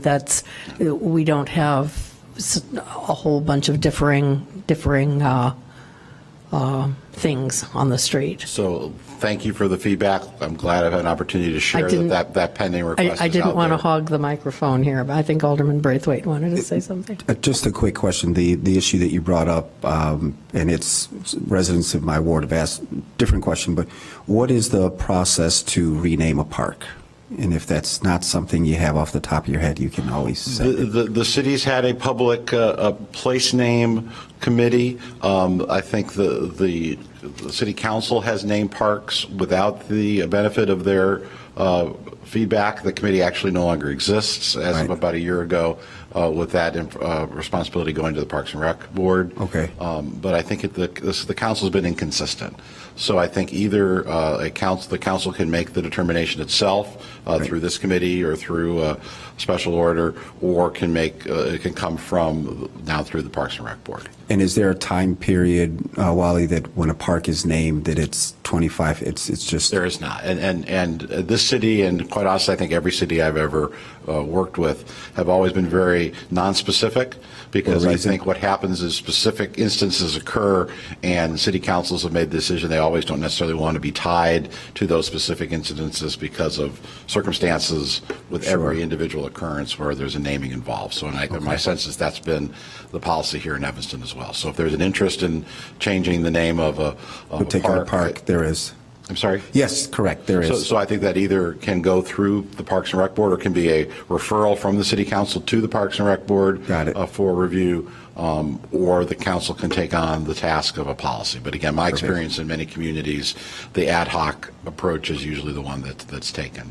Perfect. And so my next question is, before I would make the referral, is there a place or where there's information or archived who named it, when they named it? I see director. Okay, I'll follow up with When we director. redid the website, which was now, 9 months ago or so, we worked so that every park has a website, a web page, and each of those web pages have whatever information we have on the individual that the park was named on, and anything else that we may have. So that was something that was kept on a spreadsheet, which we incorporated as part of the new website. Thank you. Several months back. So, Wally, I guess what I would ask is, if we're going to develop a historical sites plaque or program, that we, again, do it consistently, but also if you could come back to Human Services with just photographs of the existing plaques that we have up. Certainly. And if everyone in their wards knows of any, please send them to Wally. And otherwise, we'll take a look at that at the next meeting. And Alderman Fisk, I know this is an issue that you have raised over several years, and I think has just not been resolved. So perhaps this request from Evanston Hospital will bring us to that point. Well, Alderman Holmes and I were absolutely on the same page on this, and we just saw an avalanche of requests, and it was more let's discuss and work this out and work out the program before we go any further and start doing a hodgepodge of plaques or banners or flags or whatever. So again, it belongs in this committee, and with all of the other things that the committee has to deal with, it seemed like a fairly low priority for. And hence, I think the reason in part this has not come before you before this evening, but I know that Evanston Hospital there's an anniversary date at the end of the year which they're looking to tie this with. So this came to our attention in the spring, and so I think now is the time to address it. So thank you for the feedback, and we'll come back at a future meeting. Okay, thank you, Wally. All right, we're going to move on to HH9, the police issues work plan update. Hi, Jay. Good evening, committee chair and committee members. Jay Parriff, Deputy Chief of Police. In the interest of trying to save time, I don't know about going through this whole list of 27 for items for the update, but I know there might be some specific items that the committee has interest in, and I'll just open it up to those items that you might want to be updated on. Anybody? Alderman Fleming. So I do have several questions here. Do we have a date for the dashboard, number 7? So the dashboard is actually completed. It is posted and up through the month of June. We are working on getting some additional data up for July and August. So those are posted. I looked at those today. So if you click on those, and then they expand to the different data that's on the dashboard on the city website. Okay, so I am going to ask if you can have a press release or some kind of communication to the public that is up and ready to go. Sure. So that we can move forward with transparency. The other part is 15, the independent investigator for human services. So I see the RFP in here, and I read that. I guess I want to see. I wasn't here for that initial conversation, so are we moving forward with that? What are we doing with that? That was submitted in the packet. I'm not aware specifically. I think if the committee approves that would go forward. And I think the city manager here is to talk about that. Madam Chair, Alderman Fleming. For continuing members of the council, you remember that this is something that came up beginning back in February. So this has been the continuing work of that. Since that time, the City Council has decided to move forward with a separate committee to review the citizen complaint process for the police department. So I think the question really comes back to this committee. If you'd like us to move forward with this RFP to see what the marketplace would be, to have an investigator, how much the costs would be, so that from time to time this committee had that ability for additional investigation, we'd be happy to move forward. If you would prefer to wait until the report comes back from the Citizens Committee, which is just about to be appointed, we can do that too. But I think we had promised the draft RFP, and so that's why it was in the packet this evening. So really that's a question for the committee or perhaps to the full City Council.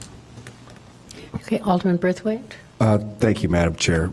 DC Parrott, I just have a couple of questions based on some of the issues that were brought up this evening. Sure. Can we start with, give me 1 second to get back to the top. The annual use of force training.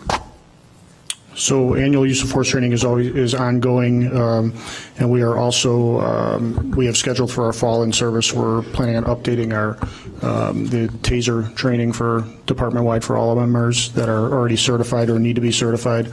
So that's an ongoing process. We usually obtain the Megit FATS training machine, which is the judgmental shoot, don't shoot. That usually comes after the first of the year. So we had already completed that for this year, and then in 2018 we'll get that machine again to update that training, that specific training. In regards to our use of force policy, that's been completed. We're currently moving through the Lexipol process where department members are acknowledging all the revamp of all the policies that have been distributed out. That update has actually been extended out to November 1st because with all the employees that we do have, we have to allow them time to go through all those policies and read them and acknowledge each one that they understand those policies. And then the other question I have on the back end of that, I had, with the current mayor, I had an opportunity to go through I think it was the non-judgment shoot or don't shoot workshop. Do you offer that, or do we currently offer that for residents to participate in? I think we can accommodate certain people. I mean, I would encourage, obviously, everybody that's on the council or associated with a group that reviews police complaints or that has some type of involvement in that we would make room for them to go through that type of training. Right.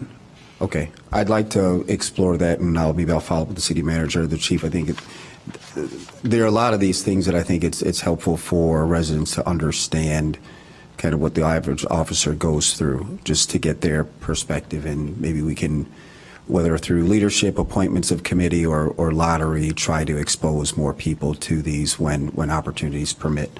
The next update, based on what we heard, is the continued training offered by Dr. Logan. What's going on with that? They're planning on setting a date for a fall meeting to move on to the next town hall meeting. So in the box, it looks like there's one scheduled for May 15th. June, has that passed? June's passed, yes, sir. And then it looks like the second town hall meeting is coming up in, it doesn't say.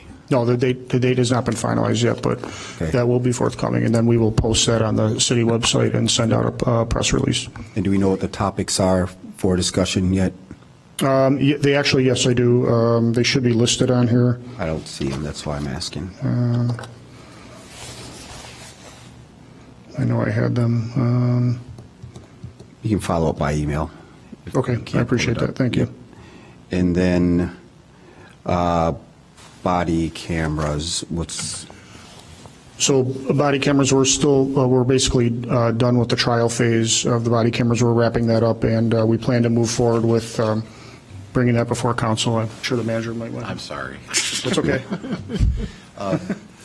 We've made the decision to move forward with full implementation. The documents, the contract is due. That will be on the September 25th council agenda. Okay. And we hope to then implement that, if not by the end of the year, by the first of next year. Okay. There's budget implications to that. My plan is to present the city council a budget that funds body cameras and the staffing. I think it's been mentioned before. We expect to have to hire at least one full-time position, if not a full-time plus, to do the redactions of the video. So that will also be included in the proposed budget. And where are those videos currently being stored, that footage? Is it, someone told me Northwestern at some point, and I was Well, I think that was an original plan for us. We've been working through this pilot with the Taser. What's the brand name? Axon Enterprise. Axon Enterprise. So the information's been stored through that, and the contract that we'll be bringing to you on September 25th will be. Basically, we're buying a program, and so with an annual payment, we will receive the body cameras, all the appropriate equipment, and as well as storage. And so we're not actually purchasing the cameras per se, but we're purchasing into the program. There's a replacement cycle then after, is it 3 years? Yes, after 30 months, we will get, there'll be an upgrade of all the equipment. And so while we originally had looked at this as buying component parts, having to worry about storage, worry about the hardware, worry about the software, the package that we plan to present to you really is a package. And so that covers all the associated equipment. The thing it does not include is the staff member then to do any of the redactions needed for FOIA requests. Sure. And then with that, will we also receive a policy? I mean, just again, based on the comments tonight, comments I've heard in the community, there's a strong desire to see the police interactions, particularly with Ian Beatty, and I would think with any other juvenile where there's a parent who's concerned about the interaction. Do we have a plan in place to deal with those requests?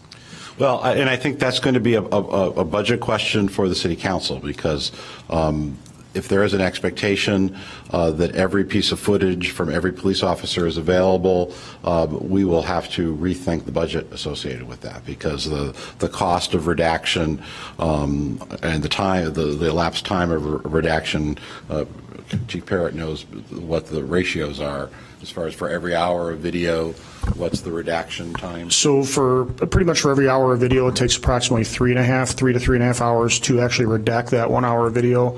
And with body cameras and having multiple officers at the scene of a call, once the program's implemented, you're talking, numerous hours of potential footage for one call. The formula used for that I know Chicago uses for cameras and employment of a FTE to handle that, it's one full-time employee for every 100 cameras. Okay. So that's why it takes us to almost 2. And I think what we're trying to, I think we would probably start with 1 and see what the time requests are. If the city council determines, and there is that kind of interest to have multiple FOIA requests, we'll probably have to then go to a second employee. I think we're just going to have to wait and see. I would hate to have 2 sitting there waiting for the FOIA requests. That doesn't seem to make a lot of sense. But I think clearly from other departments' experience, 1 will be needed. Yeah. And then my last request for an update is the citizen. Give me one quick second to scroll down. The citizen complaint website. My understanding is that that information is up also as well on the dashboard. Okay. So we'll be able to take complaints. Just tell me about it. Maybe I missed that on the first round. So they're going to be. What kind of complaints are they going to be able to file through their website? I'm not. Who receives it? Currently now you can file a complaint or a compliment through the website. Okay. This is more information regarding police complaints filed, not specifically filing the complaint, because that's Okay. already available for a person to do okay. through the police website. You can submit a compliment for an officer or file a complaint that would be looked into further, where OPS could reach out or a supervisor can reach out to an individual who has an issue or concern regarding police conduct. Okay. Perfect. Okay, Alderman Ravel. It's almost a follow-up with Alderman Braithwaite's. So number 17, Civic Center office hours, because I know we talked about some people being more comfortable coming to the Civic Center rather than the police station. So I was looking at the website and on the complaint page, I think it'd be helpful if it actually acknowledged that there is an opportunity to have an office hour scheduled at the Civic Center rather than thinking they have to go to the police station. Okay, I apologize for that. My understanding was that that was going to be posted onto the website so people could call and set up an appointment with Office of Professional Standards. Right. I mean, they know they can call to set up an appointment, but they don't realize that they could make the appointment, that the meeting could actually take place at the Civic Center. Okay. I'll make sure that gets placed. Alderman Fleming. All right, so number 27, the expungement procedures. I would hope that you all are going to not only work with the legal department, but Alderman Wilson made that suggestion that we have a procedure, we have an ordinance that goes along with the state, particularly for our juveniles, for expungement. And so hopefully you guys are going to work together for that. And that brings me to, can you provide more information about, and I know I got an email, but it was confusing, the formal station adjustment. Is that something that does go on a criminal record for a juvenile? So the only way a formal station adjustment would be filed is if the Illinois State Police were the information was submitted to them. The record would still be kept at the Evanston Police Department, but an actual state criminal history that would show that for the juvenile, that would have to be submitted to the Department of State Police. So if we write a formal station adjustment, we would have to give it to the state police in order for it to go on the record. Correct, and that would rarely happen. And if that did happen, we would tell the parent, if it's a juvenile or the adult, that is moving forward, or would that happen through them going to court? Most often that would be something that would probably be referred to court for that juvenile to be processed in the system and the state to be notified. Okay. And so I'm assuming then for informal station adjustment, it doesn't even go to court and correct get processed. Okay. And so you obviously, I'm assuming you were here to hear lots of frustration from our community regarding this situation, but also just the continued, I will say what people feel like is over-policing in certain communities in our city. And while I'm one who loves to have policy that is very clear, I don't think that, I would hope that we do not need to have policies about the way people are treated and the way that they feel like they are valued or not valued in our community. One thing I just will say to the community members that are still here, our police do respond when called, whether we think they respond too heavily or not. And so one thing for us to consider is that we have people in the community who call the police maybe more for African Americans than they do for others. I don't have the stats. I can't say that that's true, but I know our police go to where they are directed. And, you know, we have many merchants downtown who I have seen. I have children myself who are gladly allow my children to shop there, but if my children want to sit there, they are not well received. So I do want to just move our conversation a little bit, or our thought process, to some merchants and maybe shoppers and other folks in our community who are calling on our young people, and that is not necessarily a police issue, but a bigger community issue.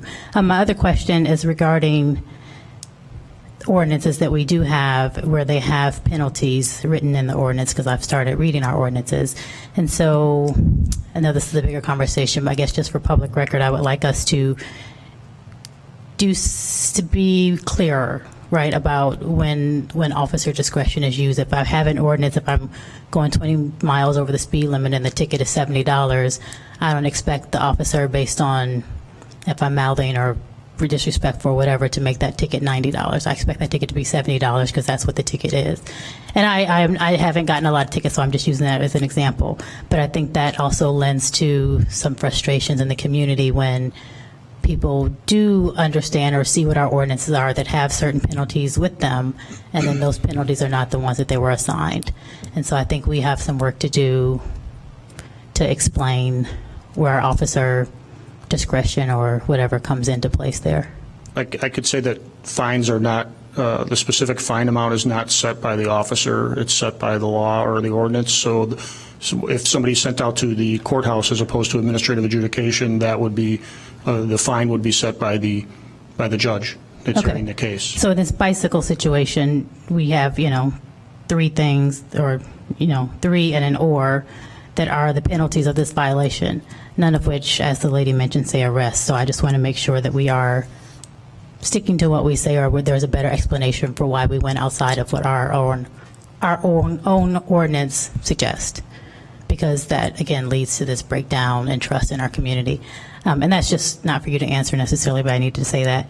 And the last thing is, I would like to make a referral to the police department, and I spoke to the chief about this, for our stop and frisk. I would like to know how many of those stop and frisk actually result in an arrest, and how many are just, the people are released after the conversation is had.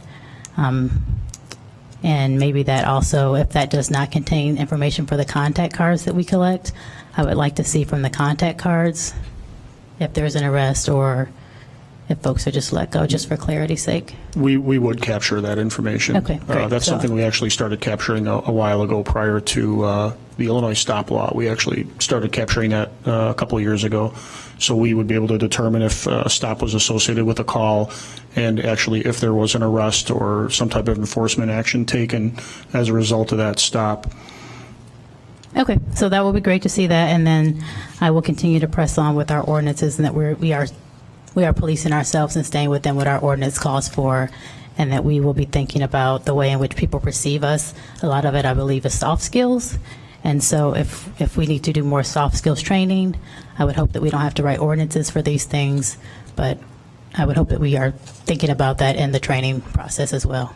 I completely understand. And I would also encourage, based on some of the comments tonight, that if an individual, when they bring an issue where they feel that an officer was disrespectful or something was inappropriately done by the police, that they bring it to the police department's attention so we can investigate that complaint and either, prove or disprove the allegations that were made.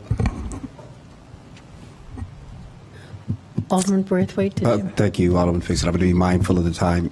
So we get those complaints to Human Services. We don't have any on the agenda.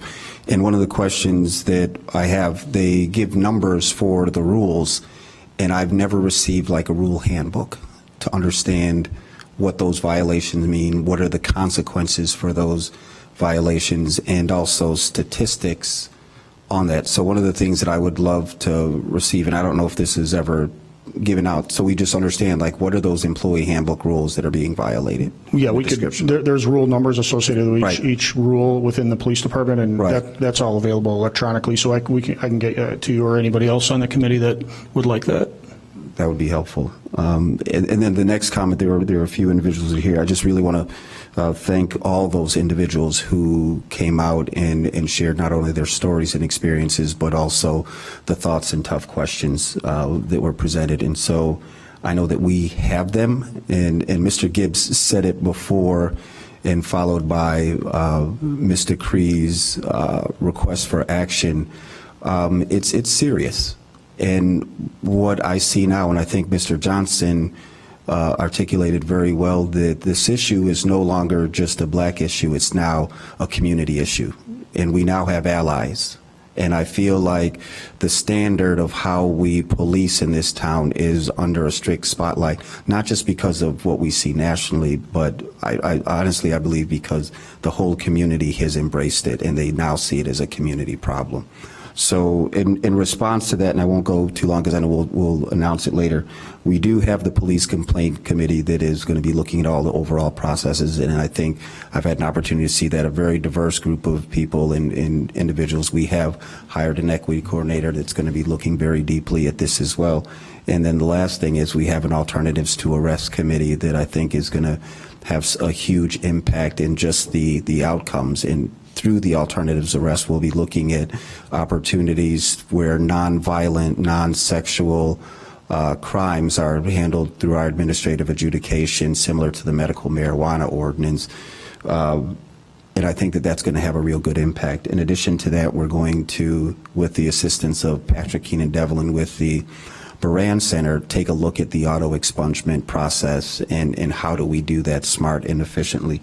And then finally, this is a conversation I had both with the city manager and also our chief of police, that education piece, because we realize that there's responsibilities on both sides of the shield, both from the police officers, but also from the residents and the kids. And I've seen some of the training videos that you all use, and I think they're dated. And to be able to do something that shows real interactions based on the trends and complaints that we're seeing and show a positive interaction that can be shared with the public through our social media process and in the schools, I think it's time to do that. So to Mr. Gibbs and others, you've been heard. And we're going to take action. And if not, you take action. Vote us out, and maybe we need to fire some people. And I accept that challenge, and myself, and I'm sure the other members of this committee and council, along with our city manager, will be held accountable to see that action that it's taken place. Thank you. Any other questions? Thank you. Okay, moving on to HH10, the police issues work plan update. Good evening, Madam Chair, Committee. Henry Ford, Assistant City Attorney. The memo that's provided for HH10 was just a pursuant to Alderman Fleming's request based off of the first Human Service Committee meeting after the election with the new members in terms of providing some transparency to the citizens of Evanston as to the Human Services Committee's role in regards to the discipline of police officers. So this memo, pursuant to Alderman Fleming's request, provides that information, and it takes a look at the Uniform Police Officers Disciplinary Act. It looks at the collective bargaining agreements for patrol officers and for sergeants. It looks at the City of Evanston's personnel manual as well. So it's here for your review. Alderman Braithwaite has mentioned the alternatives to arrest committee. I think a lot of the things that may have been identified in the review of citizen police complaints memo that's part of HH10 will be addressed by that committee if there are any concerns voiced by the community. So here to answer any questions. Great, thank you very much. Alderman Fleming? I just want to say thank you. I know I was writing you pretty hard for this document, so I appreciate that you did, and I'm sorry I missed it tonight. I don't know why I didn't see it, but if there is a way, I know people frequently ask about different committees and what they do, and I haven't looked at the Human Services Committee website, but if there are, even this last couple of paragraphs here on the back, if there's a way we can get that up there, because I do think that, particularly with us looking at police complaints, people might think that we have a different role than we do in terms of a judge and jury style, and so maybe to get that up there, wherever we need to get on the website, right, so that people understand what this committee does do when they come with their police complaints. I will definitely look into that, and I'll work with the city manager's office to see to Thank you. make that happen. Thank you. Okie dokie. I've written over part of my agenda.